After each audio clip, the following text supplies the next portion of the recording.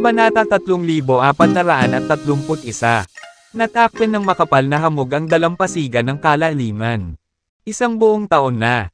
3 lalaki mula sa bayan ni Otis ang talagang lumaban ng napakatagal na panahon. Baka sa mukha ni Magi ang pagkagulat. I must admit na talented talaga sila. Malaki ang posibilidad na matagumpay nilang nalampasan ito at nakarating sa kabilang panig. O baka naman matindi pa rin ang laban nila. Siyempre, if worst comes to worst, baka patay na sila. Ang isang nag-aalalang Otis ay maaari lamang ipagsapalaran ang isang hula. Ano? Maaaring matagumpay silang nakapasa sa pagsusulit. Ako ay nakulong dito sa loob ng halos 1,000,000 taon na. Ngunit ngayon lang ako nakakita ng 2 tao na matagumpay na nakapasa sa pagsubok. Ang 2 taong iyon ay sina Alston at Meredith. Bukod dito, sinasabi ng salita na sila ay talagang mula sa pinakamataas na universo. Sila ay mga pangunahing disipulo ng malalaking sekta sa kataas-taasang sansinukob. Otis, kung ang iyong mga kababayan ay talagang matagumpay na nakapasa sa pagsusulit, hindi ba ibig sabihin nito na ang kanilang mga lakas ay katumbas ng mga natatanging talento ng kataas-taasang sansinukob? Curious na bulalas ni Magi. Haha, nakakatuwa. Sa 1,000,000 taon na ako ay nakulong dito. Sinubukan kong makapasa sa pagsubok ng libo-libong beses na. 10,000 beses pa. Kahit anong gawin ko, hindi pa rin ako nakapasa sa pagsubok. Ngunit ang 3 kabataang iyon ay matagumpay na makapasa sa pagsusulit sa isang pagsubok lamang. Diyos! Imposible yan. Kahit na sina Alston at Meredith ay sumubok ng higit sa 100 beses. Naabot nila ang daan-daang pagsubok, bago nila matagumpay na naipasa ang pagsubok. Mas talented ba ang 3 iyon kaysa kina Alston at Meredith? Sa aking palagay, imposible iyon. Dapat patay na sila ngayon. Hindi na kami makapaghintay. Hindi na nakakatuwang manatili dito. Balik na tayo. Isang mapanuksong boses mula sa malayo ang umabot sa kanilang pandinig. Dugong pulang damit pagkatapos ay sumalubong sa kanilang mga mata. Ang lalaking nakasuot ng dagwang damit ay may nakasubsob na mukha at mataas ang noo. Ang kanyang mga mata ay kumikislap sa napakadelikadong liwanag. Oo, tama ka. Patay na rin yata sila. Bumalik na tayo. Wala nang kawili-wiling makita dito. Ang ilan sa mga banal na Diyos ay nagsimulang magtalakayan sa kanilang sarili. Anong kalokohan ang pinagsasabi mo? Galit na sigaw ni Otis sa lalaking nakasuot ng pulang dugo. Haha, nagsabi lang ako ng opinyon ko. Hindi ko ba magagawa yon? Otis, maaaring matakot sa iyo ang ibang tao. Ngunit hindi ako isa sa kanila. Ninisyan siya ng lalaki. Ngumuso si Otis bilang ganti. Sa sandaling iyon, bigla na lang, lumitaw ang isang figure mula sa loob ng hamog at dumapo sa gilid ng kalaliman. Tyrone. Nagliwanag si Joy sa mukha ni Otis nang matano niya ang figure. Masama ang pakiramdam ko. Napakahirap talunin ang taong may eksaktong kaparehong lakas sa akin. Mr. Otis, nabigo ako, sabi ni Tyrone, nanlulumong umiling. Haha, hindi mo kailangang maawa. Ito ang iyong unang pagsubok sa pagsusulit. Ngunit tumagal ka ng 1 taon. Nakakamangha na. Sa iyong talento, sigurado akong malalampasan mo ang pagsubok sa malapit na hinaharap. Natatawang sabi ni Otis sa kanya. Nakakamangha. Talagang nagtagal ka ng 1 buong taon. Nagpuri din si Magi at ang lalaking nakaputi. Bumalik siyang buhay. Maging ang ibang mga banal na Diyos sa di kalayuan ay nagulat. Ngumuso ang lalaking nakasuot ng dugong pulang damit sa nakakainis na tono. Maghintay pa tayo ng kaunti. Siguradong babalik si Ingram at Dustin ng ligtas at maayos. Ang isang magiliw na ngiti ay malinaw na nagpapakita na si Otis ay nasa mabuting kalagayan. Of course they will. They're much more talented than me. I have faith in them. Kung kaya kung makabalik ng buhay. Kaya nila, sumang-ayon si Tyrone sabay tango ng kanyang ulo. Tila gumapang ang mga araw sa paglipas ng panahon. Sa isang kisap mata, lumipas ang isa pang 3 buwan. Isang araw, biglang lumitaw ang isa pang figure sa loob ng makapal na ambon at dumapo sa bangin. Ingram. Napuno ng kagalakan sina Otis, Tyrone, McGee, at ang matikas na lalaki. Lahat sila ay pinalibutan siya ng sabay-sabay. Ang figure ay walang iba kundi si Ingram na nakabalik. Nabigo ako. Hindi ko alam kung paano talunin ang isang kalaban na kamukha ko. Napabuntong hininga na lamang si Ingram na may malungkot na tingin. Mabilis siyang inaliw ni Otis at ng iba pa. Isa pa ang muling nabuhay. Isa pa, tumagal siya ng 1 taon at 3 buwan. Hindi madaling gawain iyon. Ang pagpigil ng mahabang panahon sa unang pagsubok ay hindi isang lakad sa parke. Alam ng lahat na napakahirap manalo laban sa isang kalaban na may parehong lakas. Bukod dito, ang pinakamahalaga ay ang ganoong uri ng kalaban ay hindi mauubusan ng enerhiya. Gaano man katagal ang labanan, palagi siyang nasa peak state at hindi mapapagod. Para sa amin, kung masyadong matagal ang laban namin, unti-unting mauubos ang energy namin hanggang sa maubos. Ang isang peak fighting state ay hindi maaaring mapanatili sa mahabang panahon. Halos imposible na tayong manalo. Ang malalakas na talakayan ay sumiklab mula sa iba pang mga banal na Diyos sa kanilang paligid. Maraming mga banal na Diyos ang naghihintay malapit sa kailaliman noong nakaraang taon upang makita kung makapasa si Dustin at ang kanyang mga kasama sa pagsubok. Para sa isang banal na Diyos, maaaring lumipas ang 1 taon sa isang kisap mata. Ito ay wala sa kanila. Karamihan sa kanila ay nilinang ng milyon-milyong taon bago sila nakalusot at naging mga banal na Diyos. Ang ilan ay gumugol ng 10-10 milyong taon bago pinamamahala ang makalusot at maging mga banal na Diyos. Isang matinding labanan ang nagaganap sa gitna ng kahoy na tulay. Boom! Boom! Boom! Naalis ang malalaking espasyo sa makapal na fog habang patuloy na kumalat ang matinding fighting energy. Dalawang figure ang nakakulong sa isang matinding labanan. Ang pakikibaka na ito ay tumagal ng higit sa 1 taon na. Sa pagkakataong ito, nagdala si Dustin ng napakalaking kayamanan mula sa langit at lupa kasama niya sa Fallen Divine Valley. Ang bawat isa sa kanila ay lubhang mahalaga. Ngunit ang space ring na ibinigay ni Devin na naglalaman ng lahat ng mga mapagkukunan na iginawad ng Jade Emperor at Queen Siobhan ay mas mahalaga. Mula nang tumagal ang labanan sa loob ng higit sa 1 taon. Pinalakas niya ang vital energy force sa kanyang katawan sa pamamagitan ng patuloy na paglunok sa mga kayamanan mula sa langit at lupa. Lahat, upang mapanatili ang kanyang sarili sa kanyang pinakamataas na kalagayan sa pakikipaglaban. Siyempre, ang pinakamahalaga sa lahat ng kanyang lakas sa pakikipaglaban ay ang magulong enerhiya na nakaimbak sa loob ng mga lihim na kaharian ng kanyang katawan. Sa katunayan, ang magulong enerhiya ay mas advanced kaysa sa vital energy ng isang martial artist. Ang lahat ng mga lihim na kaharian at ang mga Diyos sa kanyang katawan ay punong-puno at sa gayon ay nag-imbak ng napakalaking dami ng magulong enerhiya. Dahil sa malaking halaga ng magulong enerhiya sa loob ng kanyang katawan. Nagawa ni Dustin na lumaban sa kanyang peak state sa loob ng higit sa 1 taon. Sa loob ng nakaraang taon, ginawa niya ang lahat ng uri ng mga lihim na kasanayan sa martial arts. Kabilang ang mga espiritual na kasanayan sa kaluluwa na paulit-ulit niyang ginagawa upang labanan ang kanyang kalaban. Hindi may kikaila na siya ay naging napakahusay sa lahat ng mga kasanayang ito. Noong nakaraang taon, nakakuha siya ng bagong pag-unawa sa bawat lihim na kasanayan na kanyang nilinang salamat sa patuloy na pagiging nasa kanyang peak fighting state.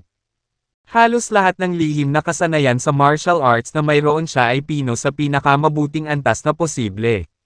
Walang alinlangan na si Dustin ay ilang beses na mas malakas kaysa sa kanya noong nakaraang taon. Gayunpaman, sa pagbuti ni Dustin, gayon din ang kanyang kalaban. Kahit anong gawin niya, nanatiling pantay sa kanya ang combat power ng kanyang kalaban. Mabuti, napakahusay. Bihira na makakita ng napakahusay na binata na tulad mo. Baka isang araw, matagumpay mong maipasa ang pagsubok na ito at makarating sa kabilang panig. Biglang deklare ng mirror image niya na kinakalaban niya. Isang ekspresyon ng pagpapahalaga ang lumitaw sa kanyang mukha habang nagsasalita siya. Saglit na nakatitig lang si Dustin sa gulat. Sa loob ng mahigit 1 taon, Halos nakatitiyak si Dustin na gagawin lamang ng kanyang kalaban ang mga bagay na kanyang ginawa at sasabihin ang parehong mga bagay na kanyang sinabi. Para siyang ibang Dustin. Sa kanilang labanan, si Dustin ay nagkaroon pa ng katawa-tawa na pakiramdam na ang kanyang kalaban ay maaaring siya mismo. Parang dumating ang isa pang Dustin mula sa parallel universe para labanan siya. Kung hindi, mahirap ipaliwanag kung bakit ang lahat ng tungkol sa kanyang kalaban ay pareho sa kanyang sarili. Dahil sa biglaang pagpuri, biglang napatigil si Dustin sa tahimik na titig sa kanya. Sa loob ng kanyang dibdib, biglang bumilis ang tibok ng kanyang puso sa mga sinabi nito. Haha, sa nakalipas na taon, ginagaya mo ako kahit anong gawin o sabihin ko.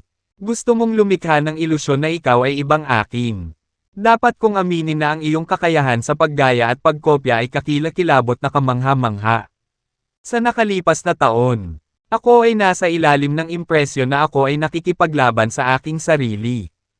Hanggat naniniwala ako dyan, magiging mahirap imposible kahit natalunin ka, dahil mahirap para sa sino man na talunin ang kanyang sarili. Ngayon lang ako biglang may na-realize. Ikaw ay hindi ako. Ibang tao ka. Alam mo ba kung bakit? Dahil hinding-hindi ko pupurihin ang sarili ko. Hindi ko kinakalaban ang sarili ko. Nakipag-away ako sa ibang tao. Malakas na tawa ang lumabas kay Dustin. Bawat segundong lumilipas ay lalong tumaas ang kanyang diwa at kagustuhang lumaban. Hindi. Iba ako sayo. Ako ang iyong perpektong replika. Kung gusto mong matagumpay na makapasa sa pagsusulit, dapat mong talunin ang iyong isa pang sarili ako. Mahinang sabi ng lalaking nasa harapan niya. Sige, papatayin kita. Nang walang karagdagang ado, kinuha ni Dustin ang inisyatiba upang magsimula ng isang bagong round ng pag-atake. Boom! Ang nakasisilaw na lumilipad na espada ay sumugod at agad na napunit kahit saan ito dumaan. Boom! Ang kanyang kalaban pagkatapos ay nag-switch din ng isang lumilipad na espada at hinarangan ang kanyang pag-atake. Tila pare-pareho ang kanilang mga galaw at lakas. Gayunpaman, alam ni Dustin na kinokopya lang siya ng lalaki. Bagamat picture perfect ang kanyang imitasyon. Alam ni Dustin na hindi ito totoo. Halimbawa, maaaring alam ng isa pa niyang sarili kung paano isagawa ang flying swordsmanship. Isang natatanging lihim na kasanayan sa Earth noong sinaunang panahon na nilinang ni Dustin. Gayunpaman, sa proseso ng paglilinang, ang mga pananaw, karanasan at pag-unawa ng isang tao ay alam lamang ng magsasaka mismo. Bagamat maaaring gayahin ng kalaban ang kanyang mga galaw, diskarte, lakas at momentum. Magkahawig lang ang mga ito sa hitsura. Gayunpaman, tiyak na hindi ito pareho. Ang panlabas na anyo nito ay magkatulad. Ngunit ang kakanyahan ay ganap na naiiba. Kinailangan ni Dustin ng maraming oras at pagsisikap upang linangin ang mga lihim na kasanayan, pamamaraan, at kayamanan na kanyang nakuha. Alam niyang walang paraan na lahat sila ay mahuhulog sa kamay ng kanyang kaaway ng ganoon lang. Sa puntong iyon, lalo siyang nag-aalinlangan. Kaya naman, matalas niyang pinagmamasdan ang kanyang kaaway habang nakikipaglaban. Pagkatapos ng lahat, ang kanyang pangunawa at kapangyarihan ng kaluluwa ay tiyak na makapangyarihan. Ilang sandali pa, sa wakas ay naisip na ito ni Dustin. Sigurado siya, ang flying swordsmanship na ipinakita ng kanyang kalaban ay halos kamukha ng kanyang sarili. Ngunit may kaunting pagkakaiba pa rin. Tapos bigla siyang may naisip. Sa kanilang cutthroat battle, kahit anong lihim na martial arts skill ang ginamit ni Dustin, ang kanyang kalaban ay gagamit agad ng parehong hakbang para labanan ang kanyang pag-atake. Higit na partikular, hindi siya gumamit ng ibang galaw.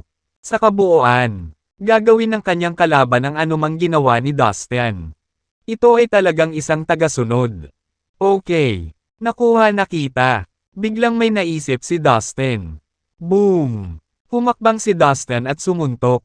Ang ginintoang kamao ay mabilis na lumaki at naging isang gintong 5 daliri na bundok, na dumagundong pasulong na parang isang avalanche. Boom! Agad namang sinundan ng kalaban ang mga galaw ni Dustin. Naghagis siya ng suntok, at nagbuga rin ng nakakasilaw na gintong liwanag ang kanyang kamao. Sa isang iglap, ang dalawang malalaking kamao ay sumugod sa isa't isa sa napakabilis na bilis. Ang espasyo ay patuloy na napunit. At ang mga ulap ng kabute mula sa marahas na pagsabog ay tumaas. Nang malapit nang magtagpo ang dalawang malalaking gintong kamao, biglang ibinuka ni Dustin ang kanyang kamao at iniunat ang kanyang mga daliri. Kinuha niya ang mga ito bilang mga espada. Sa hindi kapani-paniwalang bilis, naglabas siya ng ilang sword aura, na pinagsama-sama, ang enerhiya ng 10 bilyong pag-atake ng espada ng magkakasunod. Agad na bumangga ang matalas na aura ng espada sa gintong kamao ng kanyang kalaban. Boom! Ang kawalan ay gumuho, at isang makapal na ulap ang kumalat sa buong kalaliman. Isang nakakatakot na energy shockwave ang kumalat sa lahat ng direksyon. Haha! Paano ba yan? Gayahin mo ang galaw ko. I dare you. Biglang humagalpak ng tawa si Dustin. Palihim. Na-activate niya ang sword aura nang maghagis siya ng suntok, na nakatago sa kanyang kamao. Sa ibabaw, ito ay tila isang kasanayan sa kamao. Gayunpaman, ang tunay na pagkilos ng pagpatay ay nasa loob, na siyang aura ng espada. Siyempre, ito ay pansamantalang pagbabago lamang.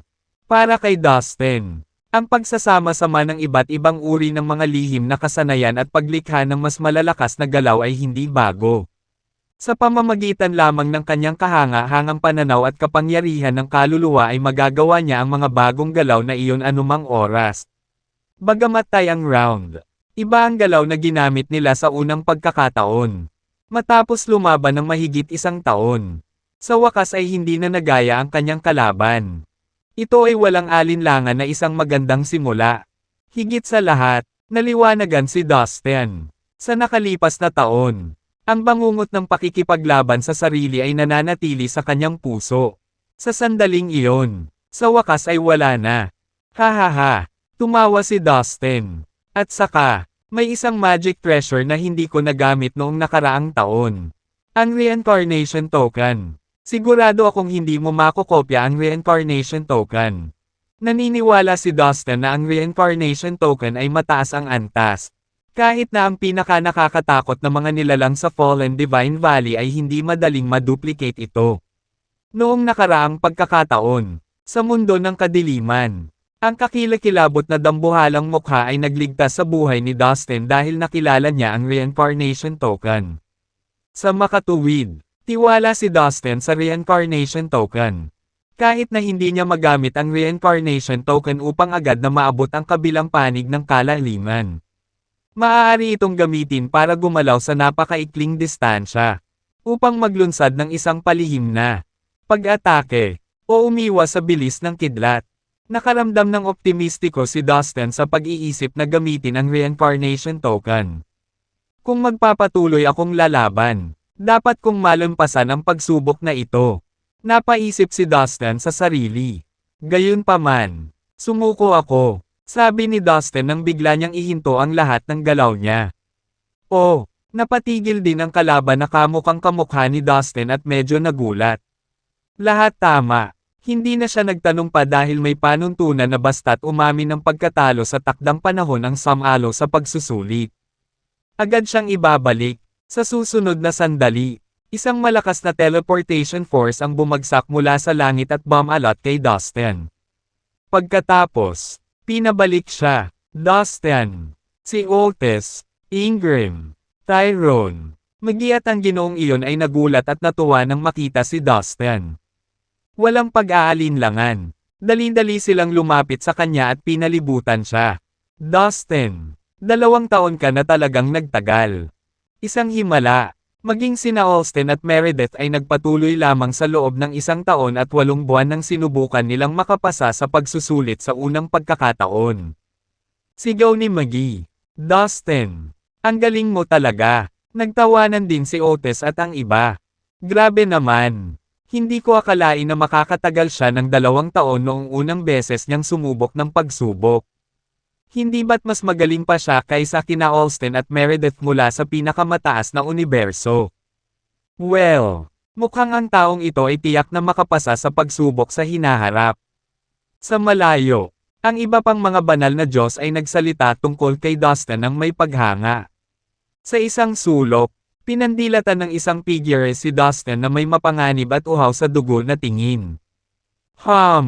Hindi ganoon kadali para sa kanya na makapasa ng matagumpay sa pagsusulit. Sa pagkakataong ito, ako na ang matagumpay na makakapasa sa pagsusulit.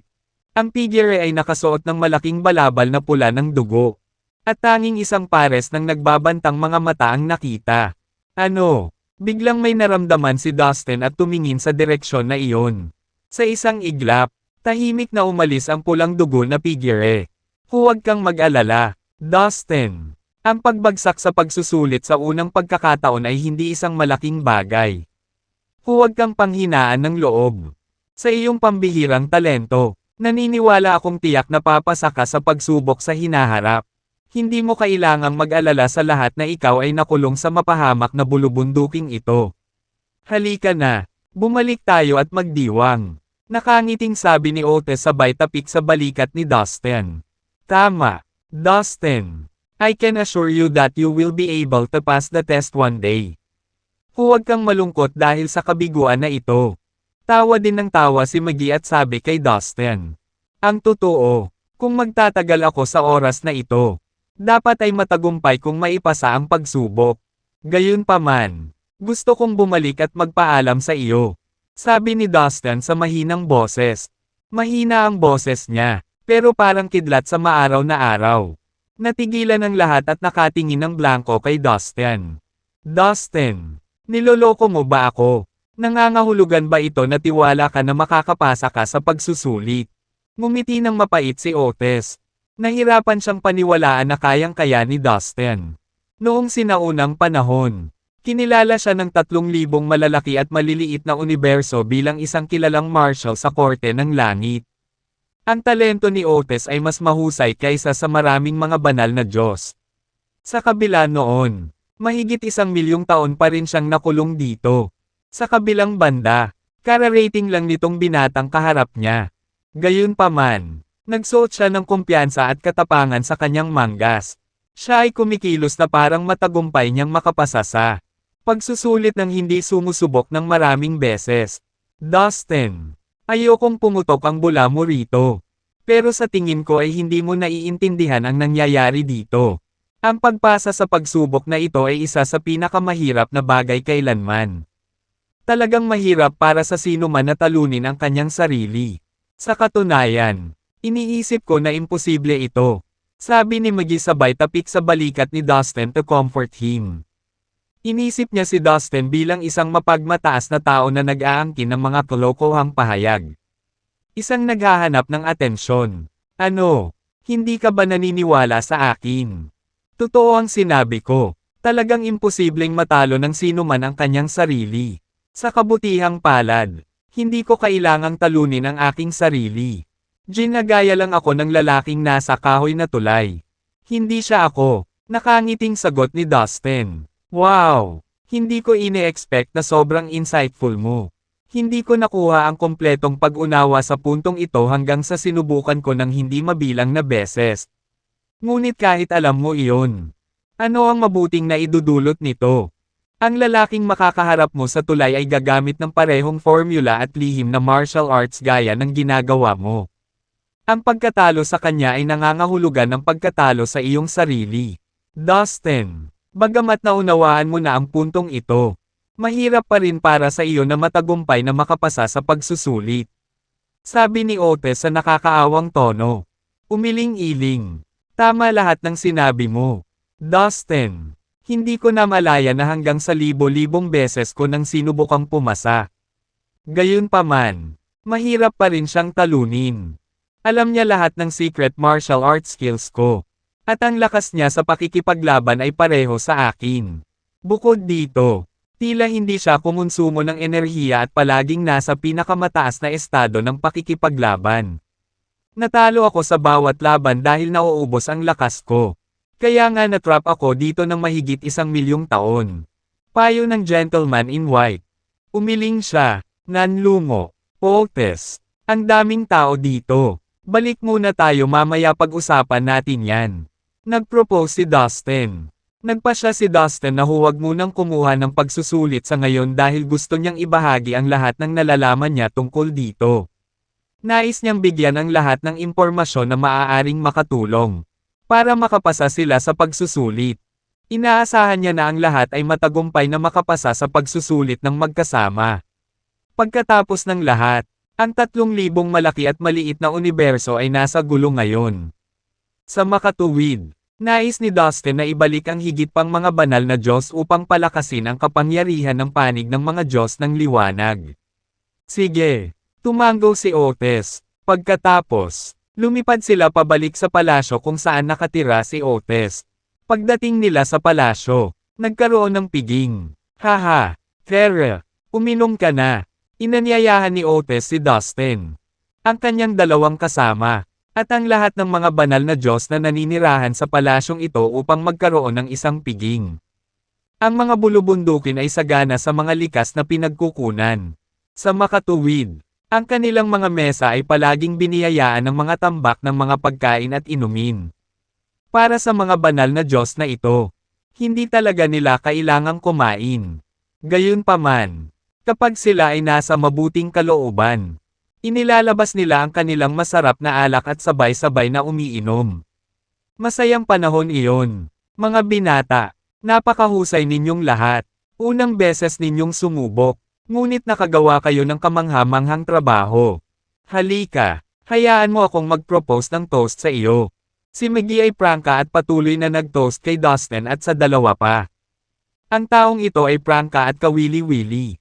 Napaisip si Dustin sa sarili. Pagkatapos ng maraming inumin, sinundan ni Dustin at ng kanyang mga kaibigan si Otis pabalik sa kanilang silid. Go on. Tell me what you want to say. Sa kanilang pagsasaya, naramdaman ni Otis na may gustong sabihin sa kanya si Dustin. Kaya hinailan niya ito sa isang tabi at diretsyong tinanong si Dustin pagkatapos nilang bumalik sa kwarto. Malaya kang magsabi sa akin ng kahit ano. Paniniguro niya, sa pamamagitan ng pagwagayway ng kanyang kamay. Lumipad palabas ang 12-dosenang dark red array flag at pinalibutan sila. Na inihiwalay ang mga ito sa labas. Isang napakatalino na hanay ang lumitaw. Naramdaman kaagad ni Dustin na ang silid ay ganap na nakahiwalay sa labas ng mundo. Master Otis, Ingram, at Tyrone, gusto kong sabihin sa iyo kung ano ang natutunan ko sa pakikipaglaban sa nakalipas na 2 taon. Gusto kong marinig ang anumang opinyon mo. Kung maaari, sinimulan ni Dustin. Haha, huwag kang masyadong humble. Dustin, alam nating lahat kung gaano kakalakas. Malaki ang potensyal mo. Sa katunayan, malaki ang ibig sabihin nito para sa amin kung sasabihin mo sa amin kung ano ang natutunan mo sa lahat ng pagkakataong kumuha ka ng mga pagsusulit sa nakaraan. Magiging mapagbigay iyon sa iyo. Nakikinig ako, sabi ni Otis na may malaking interes. Hindi siya nakaramdam ng sama ng loob na ginagawa ito ni Dustin para sa kanila. Dustin, we are companions. You don't need to be so formal with us. I don't think we are some seniors to you. Dagdag ni Ingram at Tyrone. Ngumiti sila at tinapik ang balikat ni Dustin. Well, then I'll just get to the point. Alam naman nating lahat na although parang kapareho natin yung tao sa kahoy na tulay. In fact, hindi naman tayo. Ginagaya niya lang kami. Naniniwala akong naisip mo na ito. Napatingin silang lahat ni Dustin. Oo, tama ka. Tumango sina Otis, Ingram, at Tyrone bilang pagsang-ayon. Ito ang iniisip ko. Hanggat gagawa tayo ng paraan para hindi tayo kopyahin ng taong iyon. Iba na ang mangyayari. Sa ganitong paraan, ipinapalagay ko na magkakaroon tayo ng mas magandang pagkakataon na makapasa sa pagsusulit. Nagpatuloy si Dustin. So paano natin gagawin yun? Napaka-pamilyar niya sa amin na sa tingin ko ay kaya niyang kopyahin ang lahat hanggang sa aming mga ugali. Maaari niyang ganap na kopyahin ang lahat ng aming mga formula at lihim na kasanayan sa martial arts. At ang mga epekto ay kapareho ng sa amin. Dustin, may naisip ka bang ideya para pigilan ang lalaking iyon sa panggagaya at pangungopya sa atin? Kung gagawin mo, kung gayon iyon ay magiging kamangha-manghang. Pero parang imposible. Tutal, Nasa Fallen Divine Valley tayo ngayon. Ang lalaking iyon ay isang misteryosong pag-iral sa lugar na ito. Paano natin siya mapipigilan?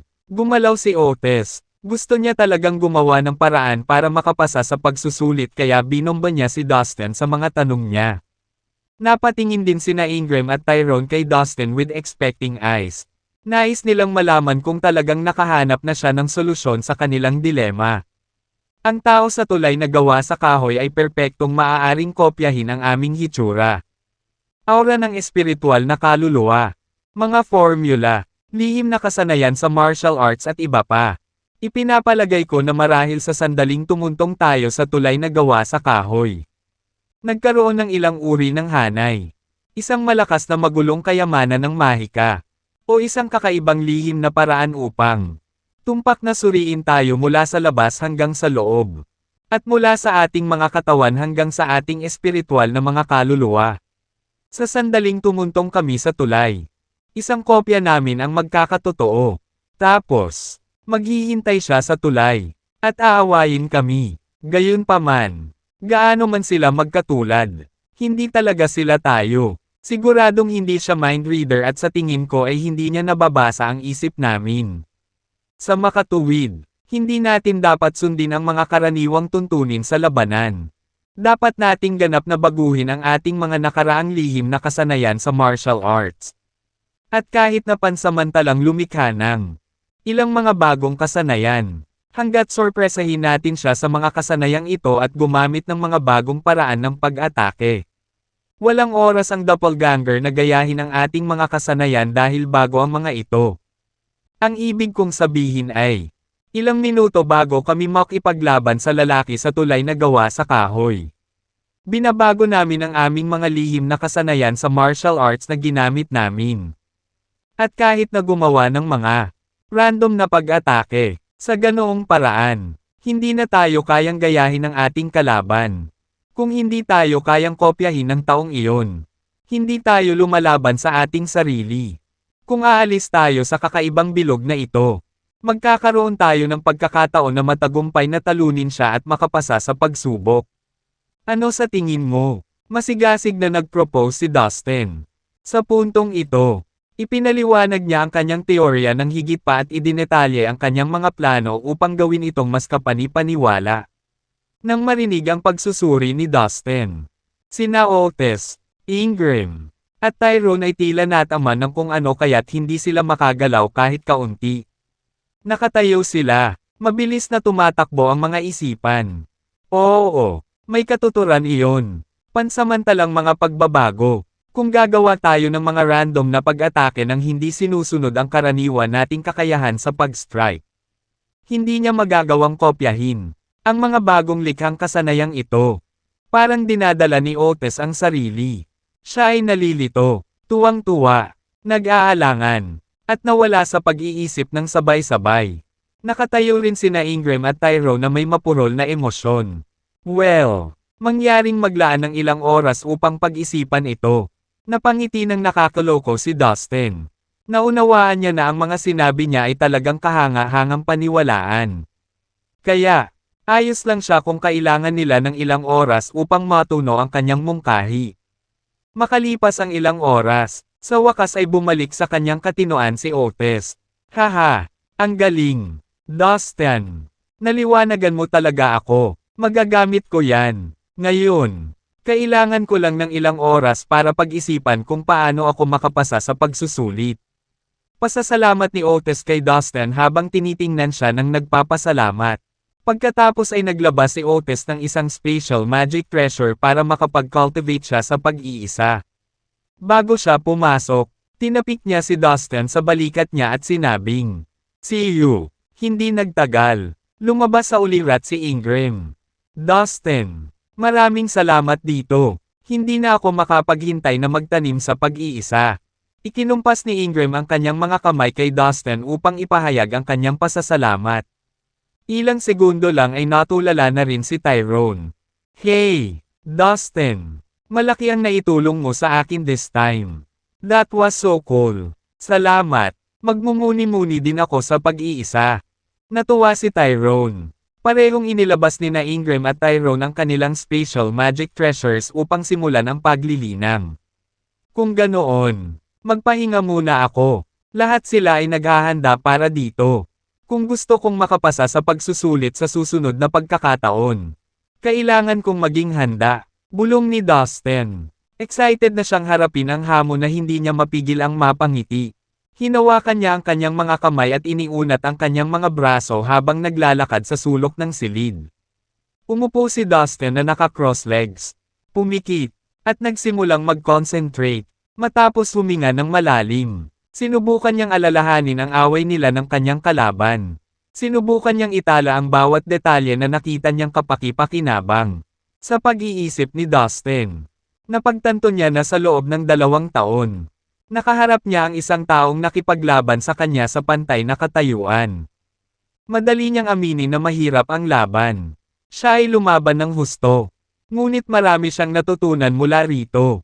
Nakakuha si Dustin ng mga bagong kasanayan sa pakikipaglaban mula sa lahat ng mga laban niya sa kanya. Ang lahat ng mga kasanayan na kanyang pinag-insayo ay nagamit ng mabuti. Kaya't nagawa niyang makamit ang buong potensyal ng lahat ng mga kasanayan sa martial arts na natutunan niya noon. Habang pinagkadalubhasaan niya ang lahat ng mga kasanayang iyon habang nakikipaglaban sa kanyang kalaban, ang kanyang lakas ay tumaas din ng 12 beses. Matapos pagnilayan ang lahat ng mga karanasang ito sa labanang naharap niya sa nakalipas na 2 taon. Sinimulan ni Dustin na isipin kung paano siya makakapasa sa pagsubok. Kailangan ko ng mga bagong diskarte. Hindi ko siya kayang labanan gaya ng ginagawa ko sa iba. Dapat ko sigurong isama ang isang elemento ng sorpresa o labanan siya ng walang anumang diskarte. Siguro kaya ko pareho. Gayunpaman, maaari kong palaging dalhin ang reincarnation token. Marami akong natutunan sa unang pagkakataon. Kaya kailangan ko lang tandaan ang lahat ng iyon. Sa wakas ay nagawa na ni Dustin ang kanyang plano para sa pagsusulit.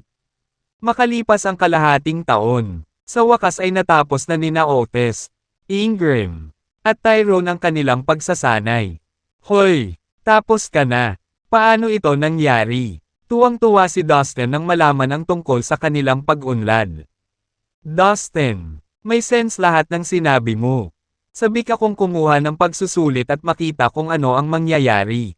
Sagot ni Otis habang masayang tumatawa. Tama siya, Dustin. Ang iyong mungkahi ay talagang kapaki-pakinabang. Ngayong tapos na akong mag-cultivate, I'm feeling really optimistic. Baka makapasa ako sa pagsusulit sa pagkakataong ito. Sabi ni Ingram kay Dustin nang may kumpiyansa ng ngiti. Nabuhayan ang loob ni Tyrone na bigla niyang sinabi. Pumili tayo ng magandang araw para kumuha ng pagsusulit. Sana makapasa tayong lahat. Hindi napigilan ni Tyrone ang mapangiti habang nag-cheer. Siya ay nangangati upang subukan ito. Sinubukan ni Dustin na pantayan ang kanyang pananabik. Great idea. Let's take the test on a good day and make sure we pass this time. Natutuwa siya na nakita nilang kapaki-pakinabang ang kanyang mungkahi. Nga pala, Dustin, gusto mo bang ibahagi ang iyong karanasan sa iyong pakikipaglaban sa ilan sa aking mga kaibigan? Medyo matagal na rin silang nakulong dito. Marahil ang iyong payo ay makakatulong sa kanila na makapasa sa pagsusulit. Kung maaari nating dalhin ang mga ito, magkakaroon tayo ng mas malaking pagkakataong makabalik sa 3,000 malaki at maliliit na universo sa hinaharap. Magkakaroon din tayo ng ilan pang katulong. Sana, makasama sila sa atin. Tanong ni Otis habang seryosong nakatingin kay Dustin. Sure. Okay lang. I don't mind. The more, the merrier. Right. Hanggat tinuturing mo silang tunay mong kaibigan, mas mabuting isama mo sila sa amin. Nginitian ni Dustin si Otis na parang sinusubukang alisin ang pag-aalala. Ikaw talaga ay isang taong may magagandang bagay. Dustin. Bumulwak si Otis. Kung ganoon, mabuti pang umalis na ako. Tinapik niya si Dustin sa balikat at nagmamadaling umalis para salubungin ang mga kaibigan. Samantala, nanatili sa loob ng kwarto sina Dustin, Ingram, at Tyrone para magpahinga, habang papunta siya sa mga dati niyang kaibigan. Natuwa si Otis na nagkaroon siya ng pagkakataong ibahagi sa kanila ang payo ni Dustin. Halos 1,000,000 taon na siyang nanirahan sa lugar na ito. Nakagawa siya ng ilang matalik na kaibigan sa kanyang pananatili. Kaya umaasa siyang makakaalis siya sa lugar na ito kasama nila kapag nakapasa. Silang lahat sa pagsusulit. Lumipas ang mga araw. Para sa mga banal na Diyos. Hindi nila alintana kung gaano katagal ang lumipas. 1 buwan na ang nakalipas mula noong natapos nila ang kanilang paglilinang. Kaya wala na silang ibang gagawin. Isang araw, nag-iisip si Dustin tungkol sa iba't ibang hanay ng mga estratehiya kung paano siya makapasa sa pagsusulit. Nakaupo siya sa sulok na nakapikit at nakakross ang mga paa, habang ini-imagine niya ang bawat posibleng senaryo sa loob ng kanyang ulo. Sa sandaling iyon, biglang lumitaw ang pulang ilaw mula sa malayo. Nang gumalaw ito, tinahak nito ang daan patungo sa palasyo. Mula sa labas, nasilip ng pulang ilaw ang nangyayari sa loob. I see. Wala si Otis. Yung 3 lalaki lang ang natitira sa kwarto niya. Ngayon ay isang magandang pagkakataon para sa akin upang harapin ang brat na iyon. Hindi pa rin ako makapaniwala na makakatagal siya ng 2 taon nang hindi napatay. Sa kabila ng pagiging master lang niya sa Divine Realm. Siya ay mukhang mahina ngunit talagang kapansin-pansin. Maging sina Austin Chin at Meredith Pan mula sa kataas-taasang universo ay nabigong kumapit ng ganoon katagal noong una silang kumuha ng pagsusulit. Ibig sabihin, ang taong brat na ito ay tiyak na may mataas na tsansa na makapasa sa pagsubok balang araw. Halos 1,400,000 taon na akong nakulong dito. At hindi ko pa alam kung paano papasa sa pagsubok. Wala na akong masyadong oras. Kailangan kong matapos ito ng mabilis. Kung hindi ako kikilos ngayon, hindi ko na malalampasan ang mapahamak na pagsubok na iyon o mabubuhay man lang para makita ang isa pang araw. Ayokong mamatay dito sa Fallen Divine Valley. Bulong ng madilim na pulang ilaw. Matapos suriin ng pulang ilaw ang lugar, sumisid ito sa lupa at pumasok sa loob ng palasyo. Nasa kwarto pa rin ni Otis si Dustin. Nawala siya sa pag-iisip at hindi gumagalaw sa sahig. Tahimik. Ang madilim na pulang ilaw ay natagpuan ang silid ni Otis at dahan-daang lumabas sa sahig. Hindi ito naglabas ng kahit anong aura kaya hindi ito nakakuha ng atensyon.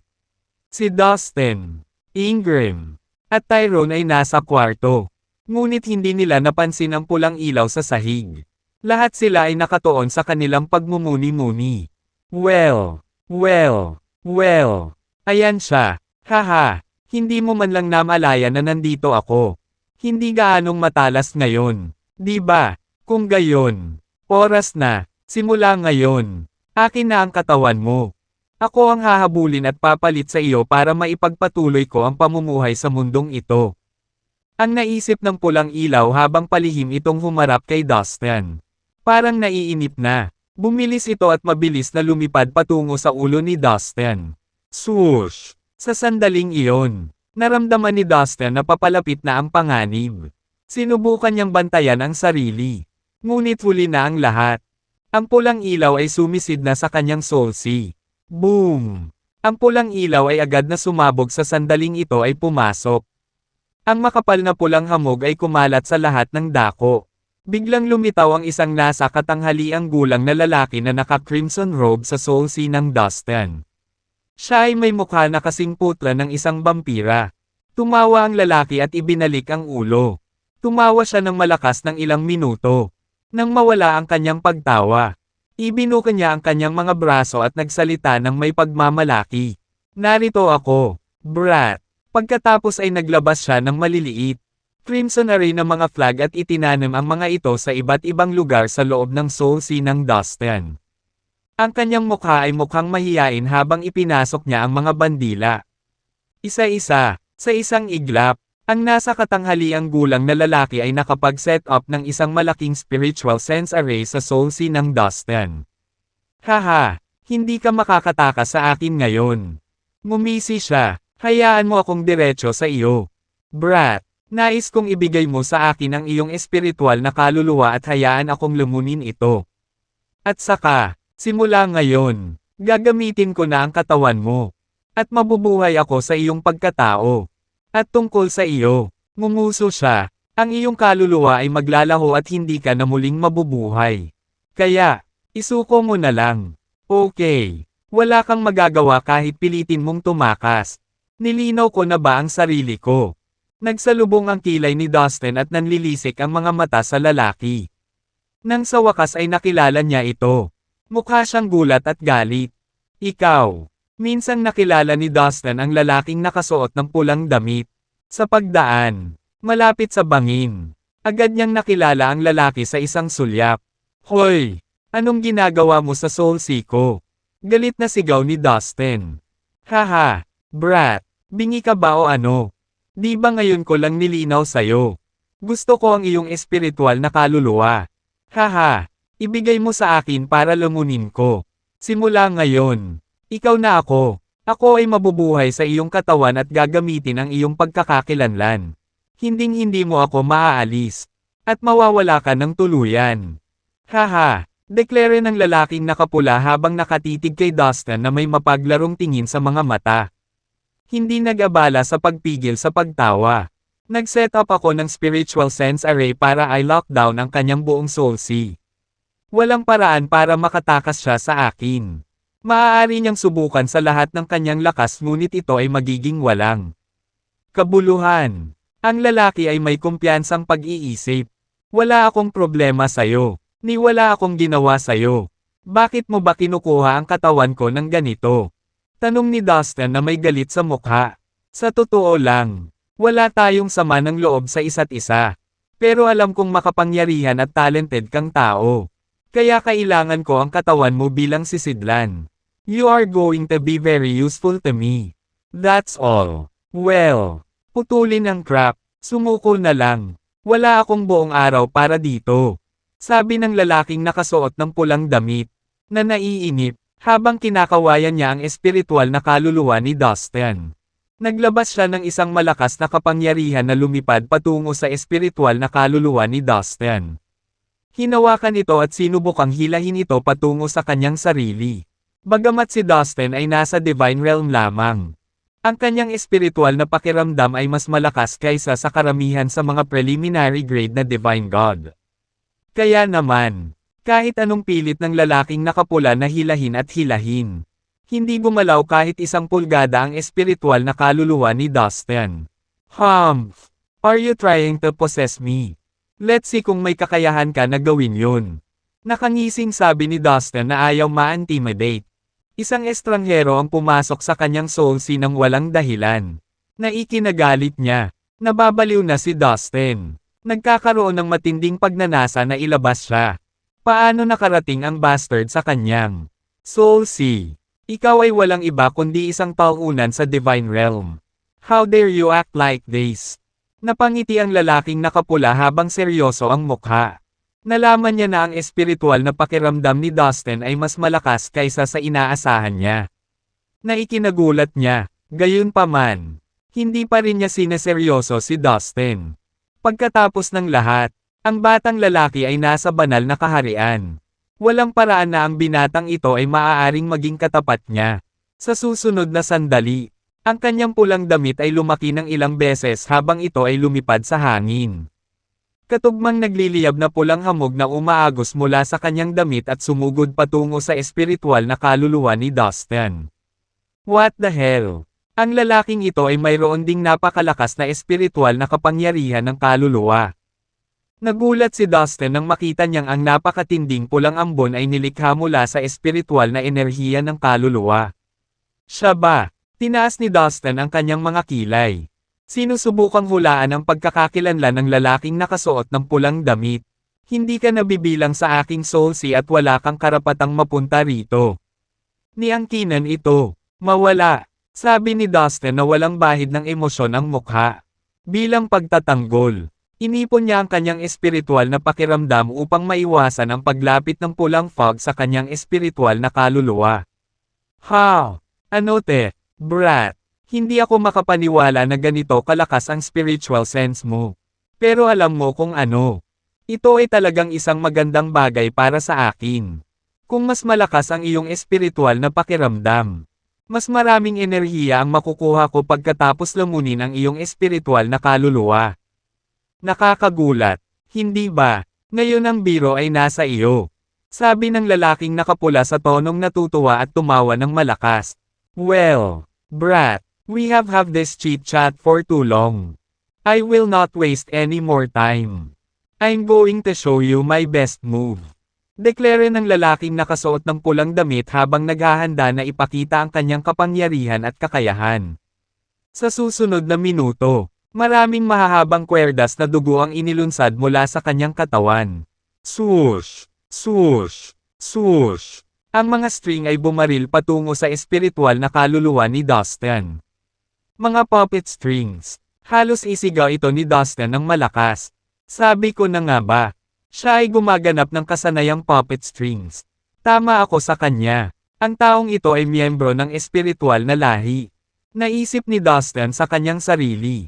Ito ang unang pagkakataon para kay Dustin na makaharap ang gayong makapangyarihang banal na Diyos mula sa espiritual na lahi. Halos hindi na niya ito makilala. Tagumpay na tumawa ang lalaking nakasuot ng pulang damit. Brat, ito ang pinakamakapangyarihang lihim na kasanayan ng ating lahi. Walang silbing labanan ito. Huminahon ka at huwag nang lumaban. Aniya, kumbinsido siya na hindi masisira ng binata sa kanyang harapan ang kanyang husay. Oh, ganoon ba? Tumawa si Dustin. Sa ilalim ng kanyang kontrol. Ang espiritual na puno at ang espiritual na dragon ay lumitaw sa kanyang soul ng sabay. Pareho silang mga sagradong kayamanan ng espiritual na lahi. Sabay-sabay silang nanginginig. Naglabas ng napakalaking at nakakatakot na espiritual na kapangyarihan ng kaluluwa. Hinihigop ng espiritual na puno ang lahat ng pulang string na pinakawalan ng lalaking nakasuot ng pulang damit. Nahumadlang sa kanila palayo kay Dustin. Ano ba kasing nangyari? Paano? Paano ito naging posible? Ang espiritual na puno ay isang sagradong kayamanan ng ating lahi. At ito ay nawala ng mahabang panahon. Matagal na namin itong hinahanap. Hindi ako makapaniwala na nahulog ito sa iyong mga kamay. Paano ito nangyari? Ang lalaking nakapula ay napasigaw sa gulat habang kinukunan niya ng mga vapid na tingin ang espiritual na puno. Bilang tugon, itinuro ng espiritual na puno ang isang napakalaking kapangyarihan sa lalaking nakapula. Kasabay nito, naglabas ito ng libo-libong mga string na kulay dugo na nagpaulan sa lalaking nakapula. Pagkatapos, kasabay ng isang ungol, ang espiritual na dragon ay sumugod sa lalaking nakapula na ngayon ay ginulo ng mga kwerdas. Matagal nang iningatan ni Dustin ang espiritual na dragon sa kanyang soul na taglay na nito ang espiritual na enerhiya ng kaluluwa na mayroon ng isang banal na Diyos. Bukod dito, ang espiritual na dragon ay isa pa sa mga sagradong kayamanan ng espiritual na lahi. Nang ito ay pino. Lahat ng uri ng sinaunang at mahiwagang mga ron ng enerhiya mula sa espiritual na lahi ay itinanam sa katawan nito. Ginawa rin ito ng lahat ng uri ng mahalagang likas na yaman na may kaugnayan sa espiritual na kaluluwa. Sa katunayan, ang espiritual na dragon ay ipinanganak upang talunin ang mga miyembro ng espiritual na lahi. 1/3. Sa ilalim ng magkasanib na pag-atake ng espiritual na puno at ng espiritual na dragon. Ang lalaking nakapula ay biglang nabigla at nagsimulang magpanik. Siya ay isang makapangyarihang medium grade na banal na Diyos. Gayunpaman, ang espiritual na puno at espiritual na dragon ni Dustin ay nakabuo na ng kanilang sariling lakas. Nakatumbas ng isang preliminary grade na banal na Diyos. Higit pa rito, ang espiritual na puno at ang espiritual na dragon ay maaaring pigilan ng sinumang miyembro ng espiritual na lahi. Hindi nagtagal. Ang lalaking nakapula ay itinali ng espiritual na puno at ng espiritual na dragon. Dahil dito, ang dagat ng kaluluwa ni Dustin ay ginawang larangan ng digmaan. Dahil sa malawak na lakas na kanilang inilabas, ito ay yumanig ng husto. What the hell? Sobrang sakit, wika ni Dustin. Habang hinihimas ang kanyang mga templa, namumutla ang kanyang mukha at pinagpapawisan. Ramdam ang epekto ng labanan. Ang isang medium-grade na Divine God ay mahigpit na nakikipaglaban sa dalawang kayamanan na may preliminary grade na Divine God level na lakas sa loob ng kanyang soul sea. Na maaaring mabasag dahil sa Enerhiya, damn you. Lumayas ka sa Soul Sea ko. Sigaw ni Dustin. Ang kanyang espiritual na kaluluwa ay sumali rin sa labanan habang ito ay sumugod patungo sa lalaking nakapula. Ang espiritual na kaluluwa ni Dustin ay mas makapangyarihan kaysa sa ordinaryong preliminary grade na mga banal na Diyos. Sa teknikal na paraan, katumbas ito ng 3 preliminary grade na Divine God na nakikipaglaban sa lalaking nakapula. Triple Avatar Skill. Pagkatapos ay sinubukan ni Dustin na kontrolin ang kanyang espiritual na kaluluwa upang mailabas ang isang ipinagbabawal na kasanayan ang Triple Avatar Skill. Gumana ito. 3 espiritual na kaluluwa. Nakapareho ng espiritual na kaluluwa ni Dustin ang sumugod sa lalaking nakasuot ng pulang damit. Fuck, brat, nililigawan mo si kamatayan. Ang lalaking nakapula ay sumigaw. Ngayon ay rattled at halatang asar. Hindi niya inaasahan na ang isang cultivator sa Divine Realm ay napakahirap pakitunguhan. Kung tutuusin, isa na siyang katamtamang gradong banal na Diyos. Ito ay dapat na isang piraso ng cake para sa kanya upang mahawakan ang isang mahina sa Divine Realm. Hindi sumagi sa isip niya na magkakaroon ng ganoon karaming trumpo si Dustin. Sinusubukan pa rin niyang bumawi mula sa gulat na natamo niya. Nang makita si Dustin na hawak ang espiritual na puno, nalampas sa kanyang ligaw na imahinasyon. Ang sinumang nilalang na kumokontrol sa espiritual na puno ay magkakaroon ng kakila-kilabot na espiritual na pakiramdam at hindi kapani-paniwalang espiritual na kapangyarihan ng kaluluwa. Hindi mo ba idineklara na gusto mong kunin ang katawan ko? Aba, Farah, hinihintay kita. Sigaw ng isa sa 3 espiritual na kaluluwa ni Dustin habang inaatake ang lalaking nakasuot ng pulang damit sa Soul Sea kasama ang spiritual tree at ang spiritual dragon. Hindi nagtagal. Napagtanto ng lalaking nakapula na siya ay higit sa bilang at dahado. Ang espiritual na puno at ang espiritual na dragon ay naglagay ng labis na presyon sa kanya. Ang masama pa, kailangan niyang hawakan ang 3 espiritual na kaluluwa ni Dustin. Hindi niya masabi kung alin ang totoong instance. Mukhang lalamunan kita imbes na kabaliktaran. Nakakahiya kaya, na hindi ikaw ang lumamon sa akin. Kundi ako ang lumamon sa iyo. Ano kaya ang iisipin ng kapwa mo Divine Gods? Malakas na tumawa si Dustin nang mapansin na ang lalaking nakasuot ng pulang damit ay nagsimulang mataranta at nagsimulang matalo sa laban. Sa wakas, ang espiritual na puno, ang espiritual na dragon at ang 3 espiritual na kaluluwa ni Dustin ay sumugod. Na nakakulong sa lalaking nakapula. Nang walang mapupuntahan, nagawa nilang pinuhin siya. Bilang resulta, ang lalaking nakasuot ng pulang damit ay tumigil sa pag-iral at naging bahagi lamang ng espiritual na enerhiya ng kaluluwa ni Dustin. Wow! Ang sarap sa pakiramdam. Matapos ang pagpino at pagsipsip sa lalaking nakapula, napansin ni Dustin na ang kanyang espiritual na kaluluwa ay naging refresh at muling na-energized. Ang kanyang espiritual na pakiramdam ay tumaas ng husto. Ang lalaking nakapula sa una ay nagplano na sakupin ang katawan ni Dustin. Ngunit sa isang biglaang pag-ikot ng kapalaran, ang kanyang kaluluwa ay nilamon sa halip ni Dustin. Pagkatapos makuha ang kabuuan ng lalaking nakasuot ng pulang damit, sa palagay ko ang aking espiritual na pakiramdam ay mas malakas kaysa sa karamihan ng mga Diyos na may paunang grado.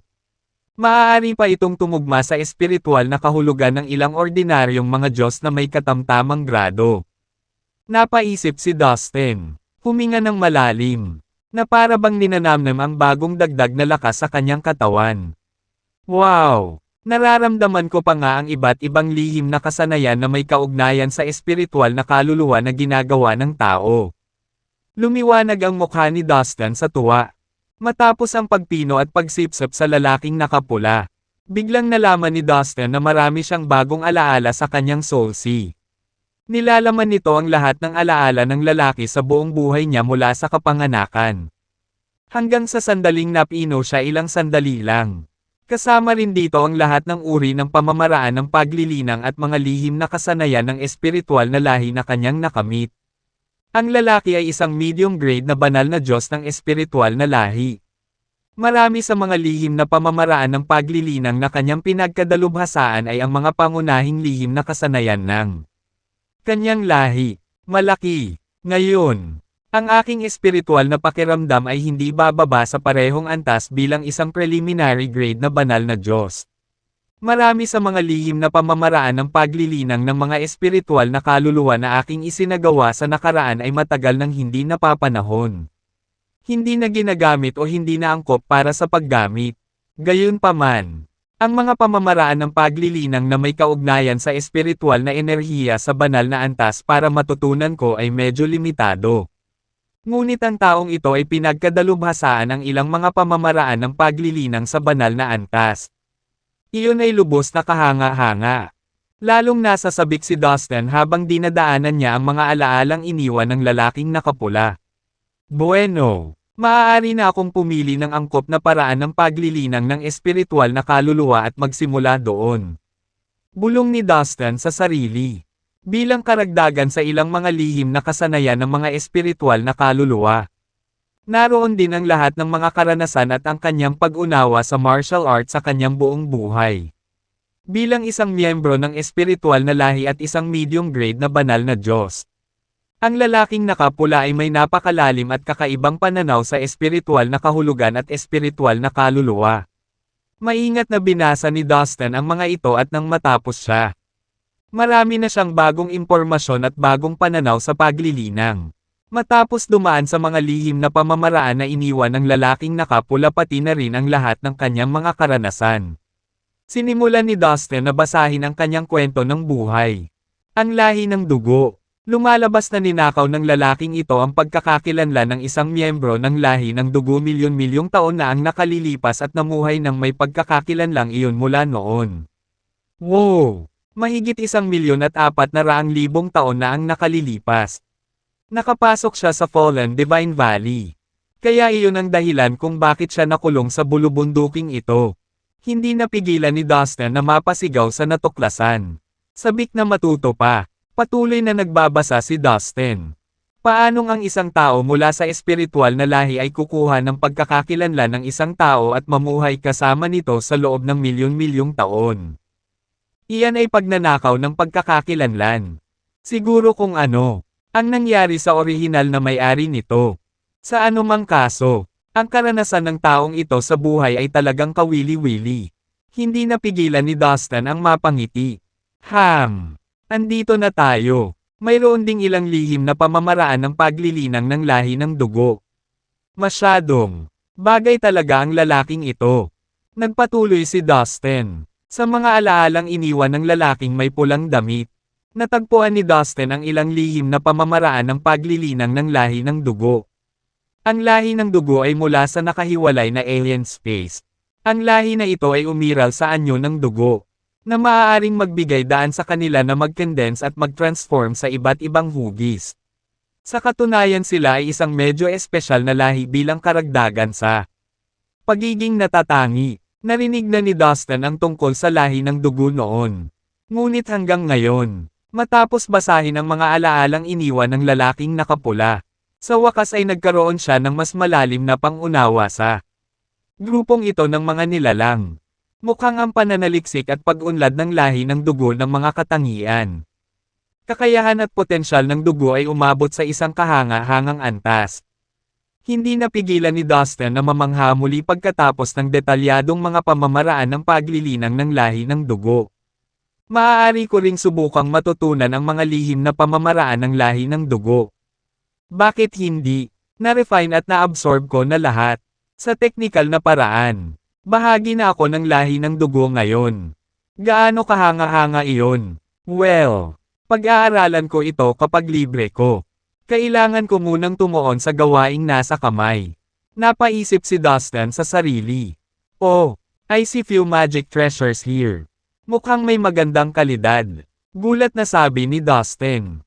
Habang nagsasalita siya, 3 magic treasure ang lumutang sa sarili niyang soul sea. Mayroong isang lilang at pula.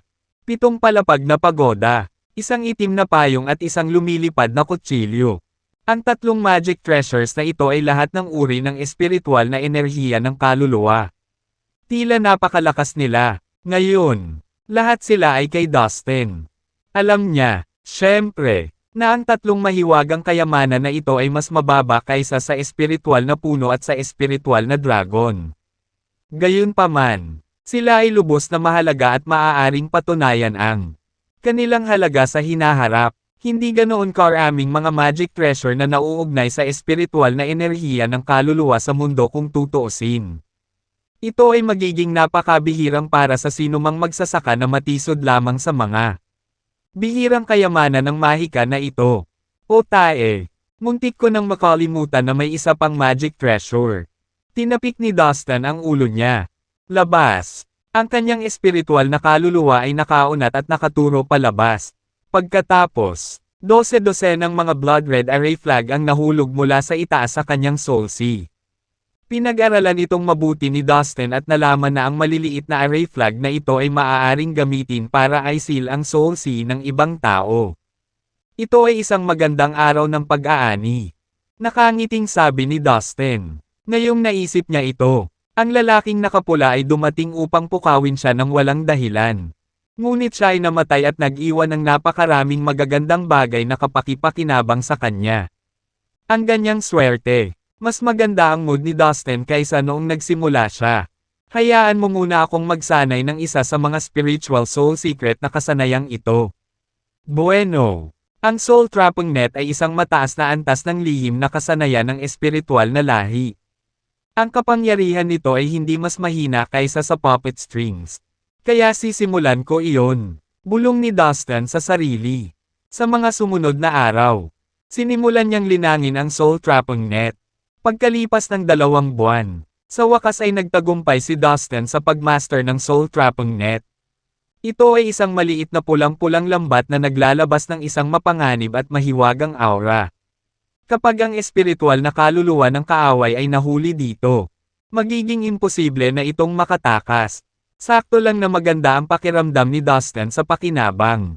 Bigla siyang tumigil sa paglilinang at tumayo. Sabay tumayo din sina Ingram at Tyrone. Nakita nilang pumasok si Otis kasama ang 6 na Diyos. Matapos tingnang mabuti, lumabas na lahat sila ay mga medium grade na divine god. Kabilang sa kanila ay si Magi, ang ginoong nakaputi, at 4 pang Diyos na hindi pa nila nakita noon. Si Dustin ba ito? Ang lalaking sinabi mo sa amin. Pagkapasok ng 4 na kakaibang lalaki sa kwarto ay bumaling ang tingin nila kay Dustin. Tama iyan. Si Dustin iyon. At ito ay sina Ingram at Tyrone. Mabilis na pinakilala sila ni Otis. Dustin. Labis akong na-inspire na halos makapasa ka sa pagsusulit sa ganoong paraan. Sa nakalipas na ilang buwan, ako ay naglilinang sa pag-iisa at pagmumuni-muni. Gumawa ako ng detalyadong pagbabawas ng iyong karanasan sa pagsusulit. Dahil sa iyo, kahit papaano ay may tiwala ako na matagumpay din akong makapasa sa pagsubok. Dustin. Maraming salamat. Isang matangkad na lalaki ang unang humakbang at same time na hinarap si Dustin. Agad ding humakbang ang 3 at nagpahayag ng pasasalamat kay Dustin. Hindi minamaliit ng 4 na medium grade na divine god si Dustin dahil nasa divine realm lang siya. Sa halip, itinuring nila siya na para bang isa siya sa kanilang mga K-barkada na kanilang iginagalang at iginagalang. Haha, tama na sa mga pagbati at papuri. Obviously, hindi na kayo makapaghintay. Ngayon, sabay na tayo at dumaan sa pagsubok. Sabi ni Otis habang winawagayway ang kamay. Samasang-ayon ako. Tere na para mag-test. Naramdaman ng lahat na tumaas ang kanilang mga enerhiya sa kaguluhan. Gayunpaman, hindi masyadong excited sina Dustin, Ingram at Tyrone kumpara sa iba. Sa bagay, kararating lang nilang 3 sa bulubunduking ito at saglit lang silang na-trap. Iyon ay wala. Bagaman, ang bawat isa sa 7 katamtamang antas ng mga banal na Diyos kabilang si Otis ay nakulong sa loob ng halos 1,000,000 taon. Dahil bigla nilang nakita ang pag-asang umalis sa lugar na ito. Bawat isa sa kanila ay labis na nasa sabik. Lumipad sila palabas ng palasyo at nagtungo sa bangin. Makalipas ang kalahating araw, nakarating na naman sila sa bangin. Tandang-tanda pa ni Dustin ang araw na una silang pumunta rito. Hoy, tignan mo, mukhang may kukuha ulit ng pagsusulit. Tere na at tingnan natin. Mabilis na kumalat ang balita. Maraming mga Diyos na nasa malapit lang na malawak na hanay ng bundok. Ang sumugod upang tingnan kung ano ang nangyayari. Para sa mga nakulong na Diyos na ito, ang pagpasa sa pagsubok ay walang alinlangan ang pinakamahalagang bagay. Dahil nangangahulugan ito ng pag-alis doon at sa wakas ay maibalik ang kanilang kalayaan. Iyon ang dahilan kung bakit. Sa tuwing may pupunta para kumuha ng pagsusulit, tiyak na isang malaking grupo ng mga Diyos ang darating upang tingnan kung ano ang mangyayari. Sa gilid ng bangin, may 10 tao, kasama sina Dustin, Otis, Ingram at Tyrone, na nakatayo malapit sa bangin. Nais kong matagumpay na makapasa sa pagsusulit ang lahat. Sabi ni Otis, nakatingin sa lahat ng tao. Ngunit ang pinakamahalagang bagay ay upang mabuhay. Kung hindi tayo magtagumpay, dapat nating aminin ang pagkatalo at pagsuko sa tamang panahon o ang kahihinatnan ay maaaring maging kakilakilabot at maaaring magdulot ng iyong buhay. Sa pinakamasama, magagawa natin itong muli, sa susunod. Hanggat nabubuhay tayo, marami pang pagkakataon na muli nating kunin. Siyempre, pinakamaganda pa rin kung lahat ay magtagumpay sa pagkakataong ito. Dagdag ni Otis, at saka, kung matagumpay kang makapasa sa pagsusulit, mas mabuting hintayin mo ang iba na lumabas mula sa kabilang panig. Dapat ay marami pang mapanganib na pagsubok ang naghihintay sa atin sa Fallen Divine Valley. Magkaibigan na kaming lahat ngayon. Kung magkakatuluyan tayo at lalaban, siguro mas malaki ang tsansa nating manalo. Nagpatuloy si Otis. Iyan ang akma. Tumango naman ang iba bilang pagsang-ayon. Okay, let's go. Sa sandaling natapos niya ang kanyang mga salita, si Otis ang unang tumapak sa kahoy na tulay na tumitawid sa kailaliman at pagkatapos ay nawala sa isang iglap. Muli, nais kong matagumpay na makapasa sa pagsusulit ang lahat. Si Maggie ang pangalawa na sumugod at nawala sa makapal na ulap. Tapos yung iba, isa-isa ring tinapakan yung kahoy na tulay. Tingnan mo, napakaraming tao ang sumusubok na makapasa sa pagsusulit ng magkasama. Ano ang nangyayari sa kanila? Nakahanap na ba sila ng paraan para madaanan ito? Hindi ka panipaniwala. Haha, hindi madali para sa sino man na humanap ng paraan para makapasa sa pagsubok. Di ba? Kung talagang may madaling paraan, hindi sana ako nakulong dito ng 1,000,000 taon. Isipin mo yan, sa di kalayuan, hindi mabilang na mga banal na Diyos ang nag-uusap tungkol dito. Turn na ni Dustin, bilang panglima na tumawid sa kahoy na tulay. Bahagya pa siyang nakarating sa gitna ng may lumitaw na figure sa kanyang harapan. Isang binata na kamukhang kamukha ni Dustin ang nakatayo doon na walang ekspresyon at kalmadong tumingin kay Dustin. Mamatay. Walang sabi-sabi. Inilabas ni Dustin ang kanyang espada at sumugod. Mamatay. Halos kasabay nito ay bumunot din ng mahabang espada ang kanyang kalaban at sinugod si Dustin sa parehong galaw. Sa loob ng mahabang panahon, sila ay nakakulong sa isang mabangis na labanan. Nayumanig sa tulay. Before they knew it, mahigit kalahating taon na silang nag-aaway. Makalipas ang kalahating taon. Haha, ang galing. Salamat sa pagsasanay sa akin. Ang aking mga kasanayan sa pakikipaglaban ay lubos na bumuti. Well, hindi ko na kailangang manatili dito ng 1 minuto at mag-aksaya pa ng oras. Sa susunod, papasa ako sa pagsusulit. Handang-handa. Humagalpak ng tawa si Dustin. Sa pagsasanay ng kanyang mga kasanayan sa pakikipaglaban sa nakalipas na 6 na buwan. Nadama ni Dustin na ito ay oras na ginugol ng mabuti. Ang kalaban sa kanyang harapan ay may parehong martial arts skills at moves na katulad niya. Siya ang kanyang sariling pinakamahusay na kalaban upang mapabuti ang kanyang lakas. Sa katunayan, ito ay isang napakabihirang pagkakataon para sa isang mandirigma na labanan ang kanyang sarili. Kinailangan ito ni Dustin. Dahil kakaunti ang mga mandirigma na maaaring magdoble ng kanyang mga kasanayan at galaw upang makapagsanay siya. Sa nakalipas na 6 na buwan, sa panahon ng labanan, iniisip niya kung paano talunin ang kanyang sarili. Sa proseso, nalaman niya hindi lamang ang kanyang mga lakas, kundi pati na rin ang kanyang sariling mga kahinaan. Ang gayong labanan ay naging dahilan upang magkaroon si Dustin ng mas malinaw at mas malalim na pag-unawa sa kanyang sarili. Oh, papasa ka na ba sa pagsusulit? Iyon ay isang medyo kumpiyansa na deklarasyon. Pero gaano ka katiyak ngayon na kaya mong talunin ang iyong sarili? Nakangiting tanong ng kalaban na kamukhang kamukha ni Dustin. Huwag mo nang isipin na paglaruan ulit ako ng trick na ito. Ito ay walang silbi. Ikaw ay ikaw. At ako ay ako. Kahit gaano mo pa ako gayahin.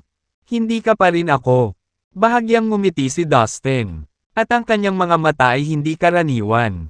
Mamatay. Sumugod si Dustin. Sinimulan niyang gamitin muli ang kanyang mahabang espada. At ang matalim na ningning ng espada ay sumugod na parang umaagos na tubig.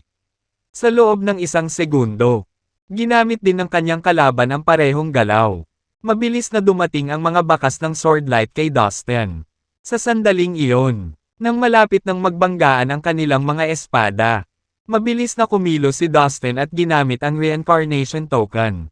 Sa isang iglap, nawala siya. Anong nangyari? Natigilan ang kalaban na kamukhang kamukha ni Dustin. Natarante sa biglaang pagkawala ni Dustin.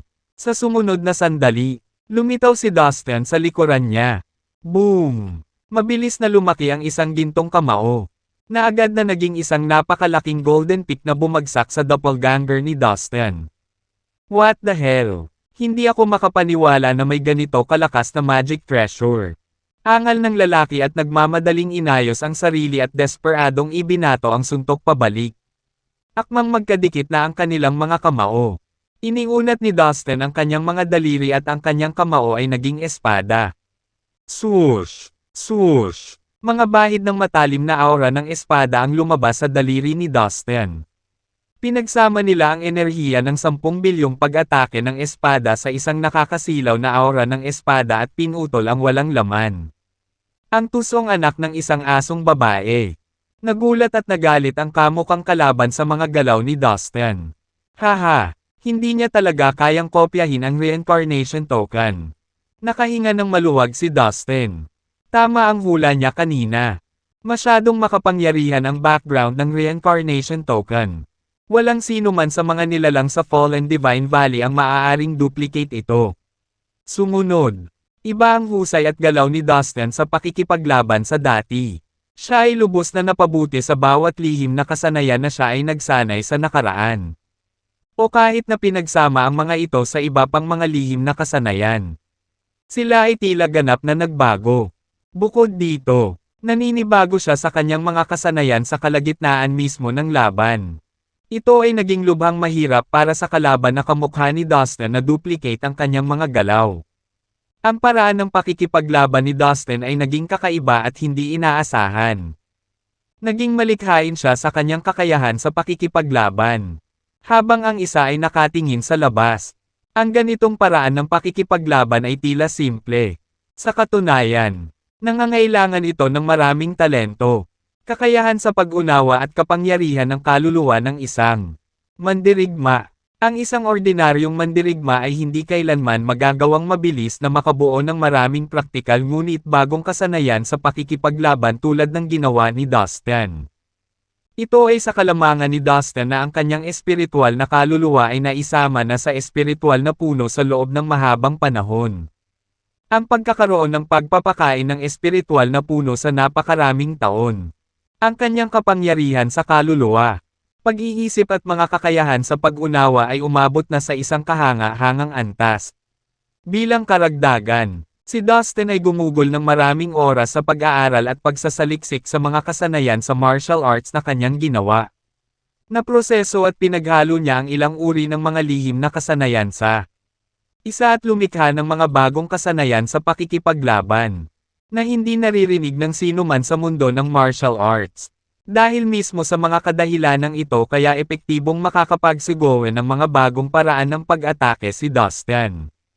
Sa bandang huli, hindi na makopya ng kamukha ni Dustin ang alinman sa kanyang mga galaw. Haha, ano sa tingin mo ngayon? Di ba sabi mo ikaw ang iba sa akin? Bakit hindi mo gawin ang ginawa ko ngayon? Humagalpak ng tawa si Dustin. Walang sabi-sabing napaatras sa malayo ang kalaban ni Dustin. Magaling. Nalampasan mo ang pagsusulit na ito. Hindi na natin kailangang mag-away. Tumingin siya kay Dustin at sinabing, "Oh, kaya nagawa ko." Hahabulin na sana ni Dustin ang kamukhang kalaban niya. Ngunit nang marinig ang sinabi ng lalaki ay tuluyan na siyang tumigil. Tama iyan. Sa orihinal, ang pamantayan ng pagpasa sa pagsusulit na ito ay ang naghahaman ay kailangang maghanap ng paraan upang talunin ang kanyang sarili. Sa ganitong paraan lang talaga siya makakapasa sa pagsusulit ng matagumpay. Pero ngayon, wala nang saysay ang patuloy na pakikipaglaban sa iyo sa ganitong paraan. Dahil hindi nakita kayang gayahin. Kaya, nagtagumpay ka sa isang espesyal na paraan. Umamin ang kalaban. Kapag natalo lang ng isang tao ang kanyang sarili kaya niyang maipasa ang pagsubok na ito. Talaga bang may makakagawa niyan? Curious na tanong ni Dustin. Oo, ako ay naging tagapag-alaga dito sa hindi mabilang na mga taon. At maraming mga nilalang na matagumpay na natalo ang kanilang mga sarili at nakapasa sa pagsubok na ito. Tumango naman ang kalaban at sumagot. Meron pala talagang kayang talunin ang sarili nila. At marami sila. Kahit gaano kakalakas, laging may mas malakas. Napabuntong hininga si Dustin. Sa katunayan, kung bibigyan kita ng sapat na oras, wala akong duda na sa iyong talento. Dapat mong gawin ito at talagang talunin ang iyong sarili. May bahid ng pagpapahalaga sa mga mata ng kanyang kalaban. Well, nakapasa ka na sa pagsusulit. Sige at lumipat sa susunod na pagsubok. Kinawayan ng doppelganger ni Dustin ang kanyang kamay. Isang malakas na teleportation power ang bumungad mula sa langit at bumalot kay Dustin. Na direktang nag-teleport sa kanya palabas ng kahoy na tulay. Pagkaraan ng ilang sandali, nawala ang kapangyarihan ng teleportasyon. At pinatatag ni Dustin ang kanyang sarili. Pagkatapos ay sinimulan niyang suriin ang kanyang paligid. May mga walang katapusang bulubundukin sa unahan niya. Ang malalagang damo at metatiyog na matandang puno ay nasa lahat ng dako. Naririnig niya ang mahinang ungol ng mabangis na mga hayop sa paminsan-minsan. Habang ang mga malalaking ibon ay nagpapakpak ng kanilang mga pakpak, na nagdulot ng malalaking anino sa mga bundok. May isang napakalaking at hindi maarak na bangin sa likuran niya, na natatakpan ng makapal na hamog. Isang sirang kahoy na tulay ang nakasabit sa itaas ng malalim na kalaliman. Gayunpaman, hindi niya makita ang kabilang dulo ng tulay dahil sa makapal na ambon. Alam ni Dustin na nanggaling siya sa kabilang bahagi ng malalim na bangin. Sa kabilang panig ay ang bulubunduking lugar kung saan ang isang malaking bilang ng mga banal na Diyos ay nakulong. Nakarating si Dustin sa isang kahanga-hangang bundok sa malapit. Habang nakatingin siya sa malayo, walang iba kundi mga bundok na sumasakop sa malawak na lupain. Hindi ako makapaniwala na may naghihintay na naman sa akin na mahiwagang bulubundukin. Bulong niya sa sarili. Terena, kailangan ko bang mag-test ulit sa lugar na te? Hindi maiwasang magreklamo ni Dustin. Well, lilinggan muna ako at tingnan kung ano ang nangyayari dito. Sabi ni Dustin habang nakatalikod para sumulyap sa bangin. Sa ngayon, siya lang ang nagtagumpay sa pagsubok. Ipinapalagay niya na ang iba ay nasa kalagitnaan pa ng proseso. Walang paraan para sabihin kung gaano katagal si Otis at ang iba pa. O kung aabot pa sila. Sa puntong iyon, mahirap sabihin. Kaya naman, nagpasya siyang galugarin ang paligid pansamantala. Ginamit ni Dustin ang kanyang kakayahan sa paggalaw ng katawan upang tumawid sa mga bundok ng mas mabilis hanggat kaya niya.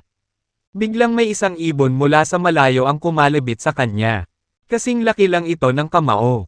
At may mga balahibo na kulay lila sa buong katawan. Noong una, hindi ito masyadong pinapansin ni Dustin. Hinampis niya ng palad ang ibon. Para makawala ito. Boom! Nang matamaan niya ang ibon. Nanginginig ng husto ang buong katawan niya. At napilitan siyang umatras ng ilang hakbang. Nagsalubong ang kilay niya at agad na naging alerto. Ito ay lumabas na ang ibon ay kasing lakas ng isang preliminary grade na banal na Diyos. Seryoso. Kahit isang ibon dito ay kasing lakas ng isang preliminary grade na Divine God. Nakangiting sambit ni Dustin. Habang pinagmamasdan niyang mabuti, nakita niyang may mukha ng tao ang ibon. Ilang saglit itong tinitigan siya ng galit at lumipad.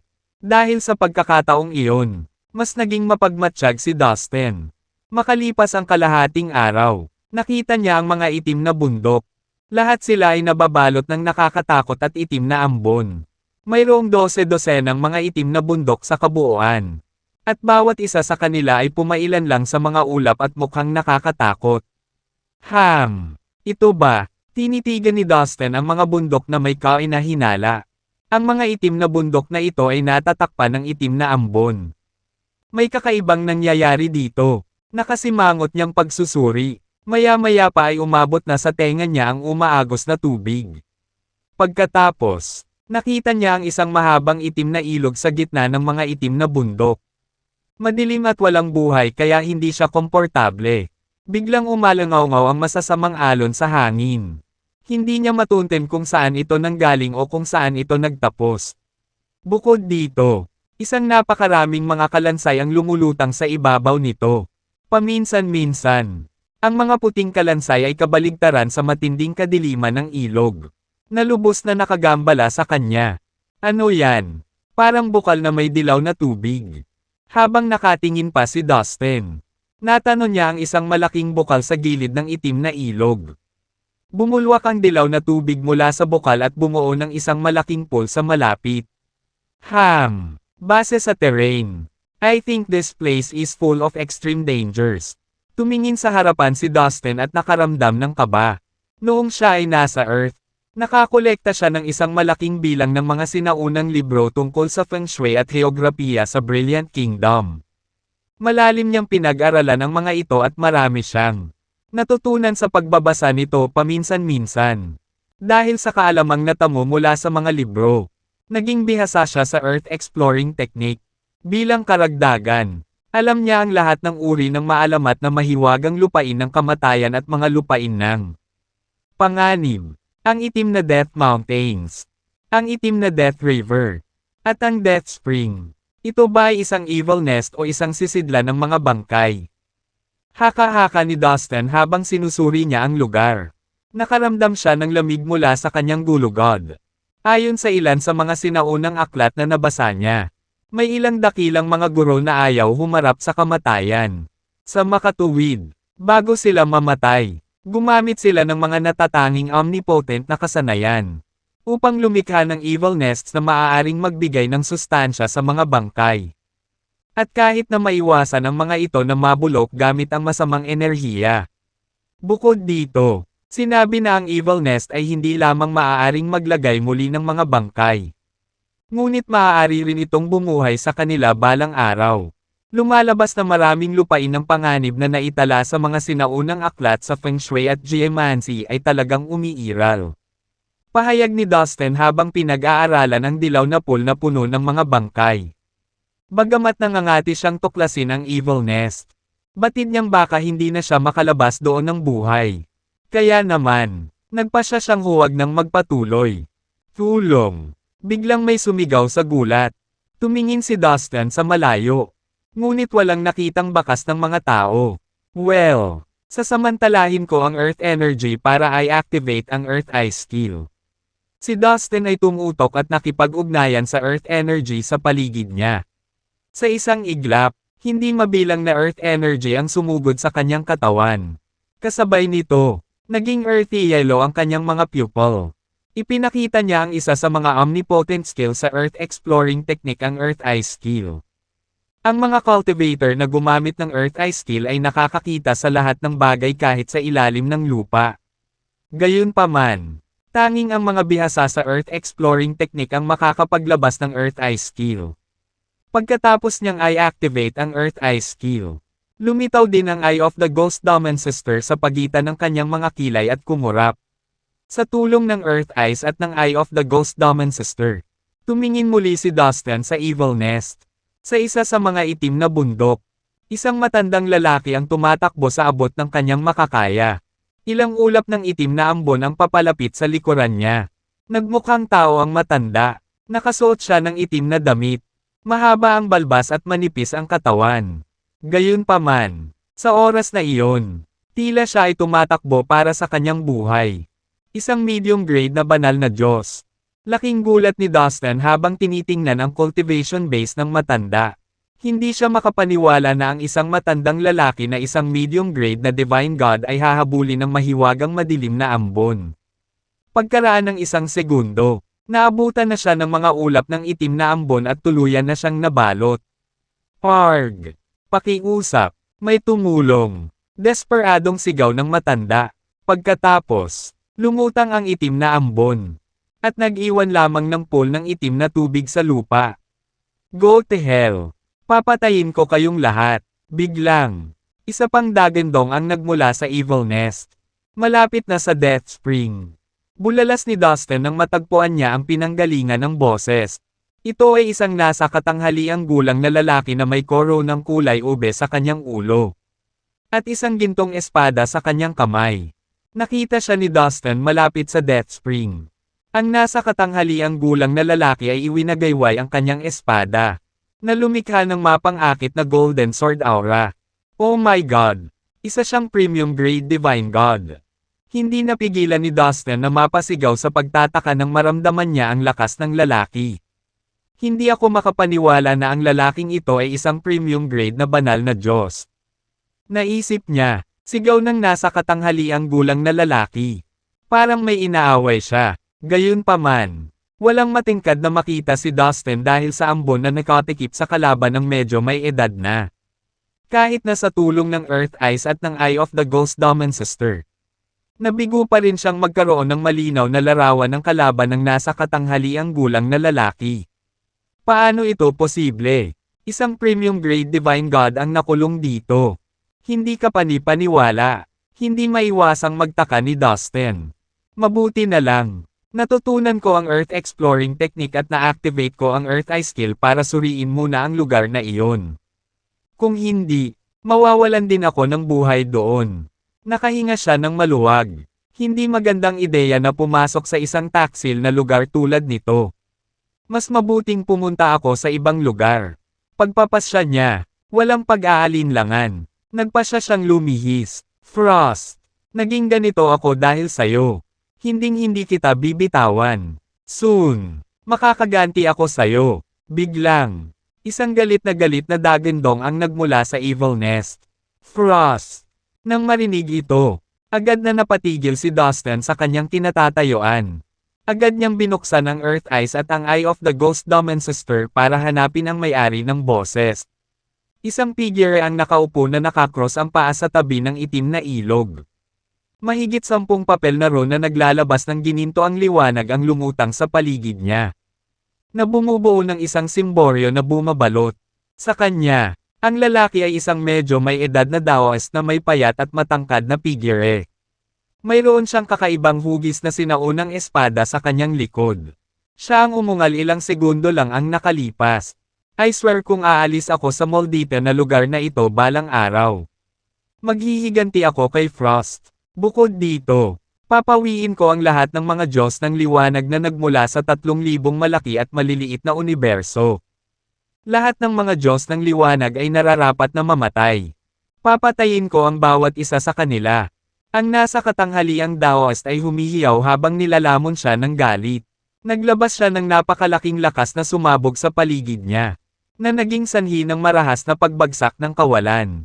Hindi makatarungan. Noon, ako ay isang ambisyosong katamtamang antas na banal na Diyos nang pumasok ako sa Fallen Divine Valley.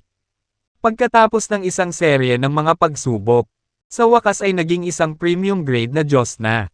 Diyos, gayunpaman, hindi ko inaasahan na makakaharap ko si Frost. Hinatid niya ako sa lugar na ito. Dahil sa kanya, mahigit 2,000,000 taon na akong nakulong dito. Kinamumuhian kita, Frost. Sa sandaling makita kita, pahinugan ko ang iyong ulo at ipapakain sa mga leon. Ikaw ay patay na karne. Muling sumigaw ang medyo may edad na Daoist. Dahil na-activate na niya ang Earth Eye skill. Hindi lang napapanood ni Dustin ang bawat galaw ng nasa katanghaliang gulang na lalaki. Ngunit naririnig din niya ito ng malinaw gamit ang Earth Energy bilang medium. Mukhang ang lalaking ito ay isa sa mga Diyos ng kadiliman. Isa rin siyang premium grade divine god. Napaisip si Dustin sa sarili. Kaya nangangahulugan ito na si Frost ay talagang nasa Fallen Divine Valley. Nakita na siya ng nasa katanghaliang gulang na ito. Marahil ay makakakuha ako ng clue sa kinaroroonan ni Frost mula sa kanya. Nagplano si Dustin. Pagkatapos ng lahat, ang pangunahing dahilan kung bakit pumasok sina Dustin, Ingram, at Tyrone sa Fallen Divine Valley ay upang mahanap sina Frost at Brian. Gayunpaman, ang Fallen Divine Valley ay misteryoso at puno ng iba't ibang uri ng hindi inaasahang panganib. Walang nakakaalam kung saan nakulong si Frost at Brain. Dahil nakilala ng nasa katanghaliang Daoist si Frost sa Fallen Divine Valley. Naisip ni Dustin na baka alam niya kung nasaan si Frost. I might need some Earth Dragons. Bulong ni Dustin sa sarili. Agad niyang ginalaw ang katawan at bumagsak sa lupa. Dahil siya ay nasa Fallen Divine Valley. Hindi siya nang ahas na magpagala-gala ng walang patutunguhan. Kaya, gumawa siya ng isang plano at pinakawalan ang kanyang espiritual na pakiramdam upang maghanap ng ilang mga dragon sa lupa. Nang masigurado niyang ligtas na ang daan, tinungo niya ang kanyang destinasyon. Ang lugar na ito ay sagana sa Earth energy. I bet there are lots of Earth dragons here. Sabi ni Dustin sa sarili habang sinusuri ang kanyang paligid. Pagkaraan ng ilang sandali, nakahanap siya ng higit sa 10 Earth Dragon. Pagkatapos ay pinakawalan niya ang Dragon Trap skill para mahuli silang lahat. Pagkatapos, bumalik siya sa lupa kasama nila. Dinala niya ang mga dragon sa lupa ilang milya ang layo mula sa Evil Nest. Pagkatapos, pinalaya ni Dustin ang isang Earth Dragon at ginamit ang Dragon Taming skill. Pagkatapos nito, inilagay niya ang kanyang espiritual na marka ng kaluluwa sa dragon sa lupa. Bumangon ka muna, utos ni Dustin sa Earth Dragon. Agad na kinuha ng napakalaking Earth Dragon ang kanyang mga order, at lumipad patungo sa pasukan ng Evil Nest. Iginalo ni Dustin ang kanyang katawan at lumapag sa tuktok ng bundok, na mas mataas kaysa sa iba pang kalapit na bundok. Nakatayo siya sa tuktok, para mas makita niya ang Evil Nest. Hindi nagtagal, pumasok ang Earth Dragon sa Evil Nest. Sa kanyang paglalakbay, lumipad ito sa itim na kabundukan ng kamatayan at sa kahabaan ng itim na ilog. Dumiretso ito sa kinaroroonan ng medyo may edad na Daoist. Sinundan ng tingin ni Dustin ang Earth Dragon na pinaamo niya. Nang ang Earth Dragon ay nasa isang lugar malapit sa ilog. Isang nakakatakot na tawa ang biglang umalangaw-ngaw. Sa isang kisap mata, isang itim na kamay na may mahaba at matutulis na mga kuko ay lumitaw mula sa manipis na hangin. Agad nitong hinawakan ang Earth Dragon at pilit na kinaladkad sa kawalan. Sa ilalim ng kontrol ni Dustin, ang Earth Dragon ay pilit na kumawala sa pagkakahawak nito. Gayunpaman, ito ay walang pakinabang. I see. I need to avoid that part. Halika na. Ikaw na. Napansin ni Dustin ang lugar na iyon malapit sa ilog. Pagkatapos, naglabas siya ng isa pang Earth Dragon at mananiebra ito patungo sa Evil Nest. Nang dumaan ang Earth Dragon sa isang malaking itim na bato sa Evil Nest, gamulong ang higanting bato at agad na dinurog ang Earth Dragon. Gayunpaman, hindi na dismaya si Dustin. Pagkatapos, nagpatawag siya ng higit sa 10 Earth Dragon para maghanap ng ligtas na ruta para sa kanya patungo sa Evil Nest. Gayunpaman, ang lahat ng dragon sa lupa ay nawasak sa ilang paraan ng sunod-sunod sa tuwing sinubukan nilang lapitan ang nasa katanghaliang Daoist na iyon sa Evil Nest. Masyadong kakilakilabot ang Evil Nest na ito. Isang malalim na buntong hininga ang pinakawala ni Dustin. Dahil wala na siyang Earth Dragons, bumalik siya sa ilalim ng lupa para makahuli pa. Pagkatapos, kontrolado niyang muli ang mga Earth Dragon para subukang makapasok sa Evil Nest. Sa wakas, matagumpay na nalampasan ng isa sa mga Earth Dragon ang lahat ng mapanganib na bitag at nagawang lapitan ang nasa katanghaliang gulang na Daoist. Ano ito? Tinitigan ng nasa katanghaliang Daoist ang papalapit na Earth Dragon na may mga matang matangos. Whoosh! Hinugot niya ang sinaunang espada sa kanyang likod. Sinisingil ang lahat ng enerhiya sa kanyang katawan. At naghanda upang lumaban. Mula nang matrap siya sa Evil Nest, nanatili siyang mapagmatsyag at nagbabantay. Alam niyang maaaring kailanganin niyang harapin ang lahat ng uri ng nakamamatay na pag-atake anumang araw. Don't panic. Gusto lang kitang makausap. Biglang nagsalita ang Earth Dragon. Ano? Kausapin mo ako. Napatulala ang nasa katanghaliang gulang na Daoist. Mula nang siya ay maipit sa Evil Nest. Maraming nakakatakot na nilalang ang madalas na umatake sa kanya. Ang mga kakilakilabot na nilalang na umaatake sa kanya ay hindi kailanman nakipag-usap sa kanya. Sa ikalawang pagpapakita nila, agad nilang ilulunsad ang kanilang mabangis na pag-atake sa kanya. Kaya naman, natigilan siya nang bigla siyang kinausap ng Earth Dragon. Sino ka? Bahagi ka ba ng lugar na ito? Tanong kaagad ng nasa katanghaliang gulang na Daoist. Nang magsalita siya, matalim niyang tinitigan ang Earth Dragon at hinigpitan ang pagkakahawak sa hawakan ng espada. Haha, hindi. Nakatayo ako sa labas ng Evil Nest. Kinakausap lang kita sa tulong nitong Earth Dragon. Sabi ng Earth Dragon. Anong sabi mo? Paano ito posible? At saka, paano ka makikipag-usap sa akin sa pamamagitan ng Earth Dragon na ito? Who the hell are you? Gulat na tanong ng nasa katanghaliang gulang na Daoist. Pagkatapos, pinagmasdan niyang mabuti ang Earth Dragon. Hindi nagtagal. Nakita niya ang espiritual na marka ng kaluluwa sa dragon at napagtanto na isa lamang itong ordinaryong Earth Dragon. Ito ay ang espiritual na marka ng kaluluwa na nakikipag-usap sa kanya. Kaya totoo, kinokontrol mo ang isang Earth Dragon na pumunta dito at kausapin ako. Sino ka? Maaaring ito ay, isa ka bang Earth Master mula sa Earth? Tanong ng middle-aged Daoist habang nanlalaki ang mga mata sa gulat. Alam ng lahat na ang espiritual na kahulugan ay hindi gumagana sa isang lupain ng kamatayan tulad nitong Evil Nest. Kaya naman, walang sino man sa paligid ang makakaunawa ng anuman sa tulong ng espiritual na diwa. Tanging ang maalamat na Earth Masters lamang ang makakakita sa kung ano ang nangyayari dito. Kahit na nasa labas sila ng lupaing ito ng kamatayan. Ang lalaking ito ay nagawang itaboy ang isang Earth Dragon dito at kausapin ako sa pamamagitan nito. Siya ay dapat na isang Earth Master. Ang nasa katanghaliang gulang na Daoist ay nag-analisa. Haha, nako, hindi. Hindi ako Earth Master. Gayunpaman, nagmula ako sa 3,000 malaki at maliliit na universo. Sa palagay ko ay mula ka rin sa 3,000 malaki at maliliit na universo. Tama ba? Sagot ng Earth Dragon. Dahil kaya mo ang lahat ng ito. Kailangan mo na akong paalisan ngayon. Babayaran kita. Sigaw ng nasa katanghaliang Daoist sa sobrang tuwa. Iligtas kita. Haha, hindi napigilan ni Dustin na matawa sa ideya. Ang nasa katanghaliang gulang na Daoist na ito ay isang premium grade na banal na Diyos na pag-aari ng mga Diyos ng kadiliman. Paano niya ito nailigtas? Walang mangmang ang maglalagay sa kanyang sarili sa panganib para iligtas ang kanyang kaaway. Anong pinagtatawanan mo? Isa akong premium grade na banal na Diyos. May kakayahan akong ibigay sa iyo ang anumang hiling mo kung ililigtas mo ako. Tell me, anong kailangan mo? Nag-aalalang sabi ng medyo may edad na Daoist. Ayaw niyang magpakita ng galit dahil desperado na siya.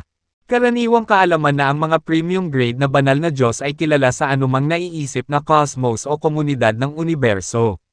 Masasabing sa karamihan ng mga universo na may mataas na uri.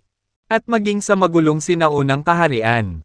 Ang mga Diyos na may mataas na grado na pinamumunuan ay ang pinakamataas na pinuno ng lahat. Sa madaling salita, ang mga premium grade na banal na Diyos ay isa sa pinakamakapangyarihang nilalang sa halos lahat ng cosmos. Ang bawat iba pang mas mahinang nilalang ay dapat tretuhin sila ng may lubos na paggalang. Ang nasa katanghaliang gulang na Daoist na ito ay nakulong sa Evil Nest para sa tila walang hanggan. Gayunpaman, dala pa rin niya ang pagmamataas ng isang premium grade na banal na Diyos. Anong level ka na? Tanong niya. Ako. Nasa Divine Realm lang ako. Nakangiting sagot ni Dustin. Siyempre, nagsalita siya sa pamamagitan ng espiritual na marka ng kaluluwa na nakakabit sa dragon sa lupa. Ang Divine Realm. Kung gayon paano ka nakapasok sa Fallen Divine Valley? Well, nakita ko na napakagaling mo sa Earth exploring technique. Sa palagay ko ay umasa ka dito upang makarating dito. Ano ang sinasabi mo tungkol sa pagpapaalis sa akin dito? Isipin mo na lang kung ano ang magiging buhay sa akin bilang iyong tagapagtaguyod sa Sea of Chaos. Maaari mong gawin ang anumang gusto mo. At saka, baka kunin na lang kita bilang alagad ko. Walang alinlangan na magkakaroon ka ng maraming kapangyarihan sa ilalim ng aking pakpak. Buong pagmamalaking nag-alok ang nasa katanghaliang gulang na Daoist. Tama iyon. Kahit na sino man iyon. Kung may premium grade na Divine God sa likod niya, magagawa niya ang anumang gusto niya sa Sea of Chaos. Maging aking tagapagtaguyod at tanggapin ako bilang iyong alagad. Well, kawili-wili iyon. Kita mo, hindi mo man lang maprotektahan ang sarili mo ngayon. Sa totoo lang, gusto lang kitang tanungin tungkol kay Frost. Kailan mo siya nakita? Alam mo ba kung nasaan siya ngayon? Tanong ni Dustin. Frost, anong relasyon yung dalawa? Bakit mo siya natanong? Sabihin sa akin ang katotohanan. Sabihin mo sa akin ang relasyon mo at ng bastos na iyon. Sa sandaling marinig ng nakulong na banal na Diyos ang pangalan ni Frost. Agad na kumulo ang kanyang dugo sa galit. Namumula ang kanyang mga mata nang umakyat sa langit ang kanyang galit at sinunog ang kawalan. Senior ko si Frost. Mas mabuti pang gumalang ka sa kanya. Kung hindi, huwag mo akong sisihin sa pagiging masungit ko sa iyo. Sabihin mo sa akin. Nakita mo ba siya sa Fallen Divine Valley? Nasaan siya ngayon? Napangisi si Dustin. How dare you? Hindi ka ba natatakot na patayin kita? Ang nasa katanghaliang gulang na Daoist ay galit na galit sa bastos na pananalita ni Dustin. Paanong ang isang tao sa Divine Realm ay mag-provoke ng isang premium grade na Divine God na tulad nito? Isang kakilakilabot na enerhiyang hangin ang lumabas sa kanyang katawan sa galit. Lumipad ito sa himpapawid at nagpadala ng buhangin at mga bato na lumilipad ng mataas sa langit. Haha, tinatakot mo ba ako? Ikaw ay nakulong sa evil nest na ito. Hindi mo man lang ako mahawakan kahit isang daliri. Tumawa si Dustin. Ikaw ay walang utang na loob na munting bastard. Para sa akin, ang isang Divine Realm Warrior ay walang iba kundi isang langgam lamang. Kaya kung patayin ang libo-libo sa iyo sa isang suntok lamang. Anyway, wala akong pakialam kung ano ang relasyon niyo ni Frost. Hanggat kaya mo akong iligtas, ibibigay ko ang lahat ng gusto mo. 2/3. Kung gusto mo ng kapangyarihan, kayamanan, martial arts manuals o kung ano paman, sabihin mo lang sa akin. Bilang isang premium grade na banal na Diyos, talagang makukuha ko ang anumang gusto ko sa Sea of Chaos. Walang maraming bagay na hindi ko kayang gawin. O siya pala, galing ka rin sa 3,000 malaki at maliliit na universo. I think narinig mo na ako. Ako si Frey. Ang nasa katanghaliang gulang na Daoist ay kumalma sa kalaunan. Alam niyang kailangan niyang manahimik dahil ang tanging paraan niya para makaalis sa mapahamak na lugar na ito ay nakatayo sa harapan niya. Matapos siyang matrap ng maraming taon, biglang lumitaw sa harapan niya ang isang Earth Master na bihasa sa Earth Exploring Technique. Sa wakas ay nakakita siya ng kislap ng pag-asa.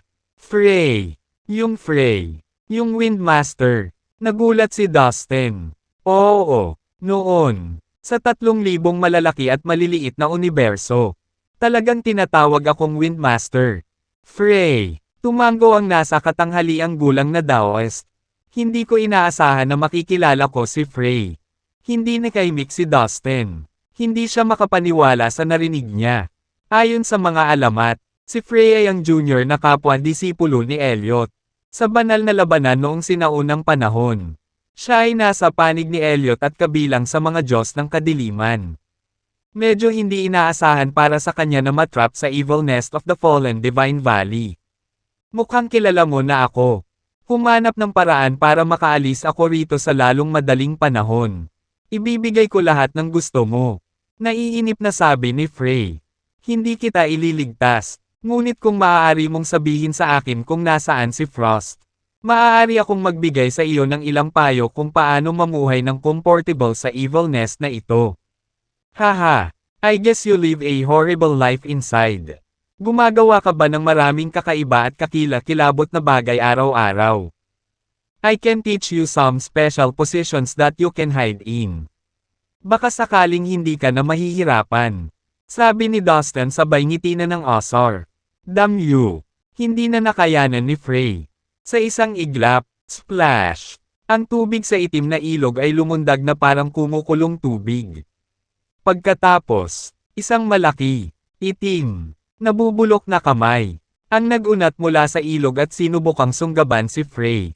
Hayop ka, pumunta ka sa impyerno. Lalong nagalit si Frey. Tama si Dustin. Mula nang siya ay nakulong sa evil nest na ito, nagkaroon ng maraming kakaiba at kakilakilabot na bagay na bumabagabag sa kanya halos araw-araw. Sa kanyang dagandong, isang walang katapusang malakas na hangin ang humihip mula sa lupa, at nagpadala ng mga buhangin at mga bato sa itaas.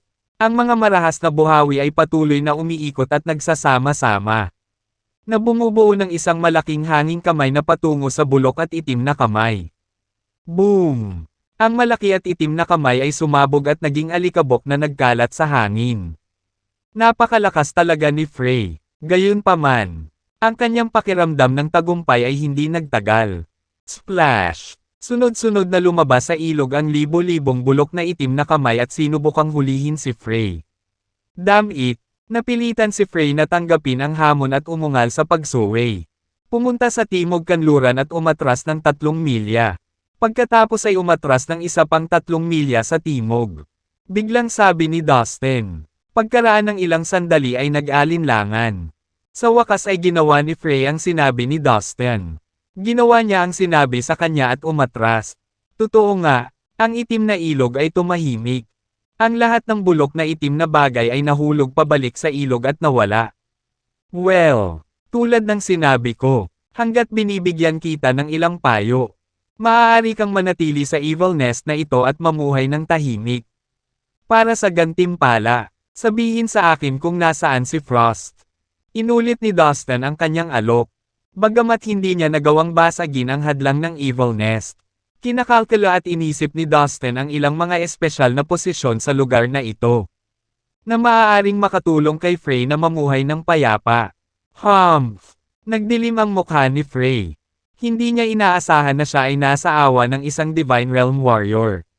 Gayunpaman, wala siyang pagpipilian kundi tanggapin ang alok. Ito lang ang pagkakataon niya. Sige. Sa wakas, tumango siya bilang pagsang-ayon.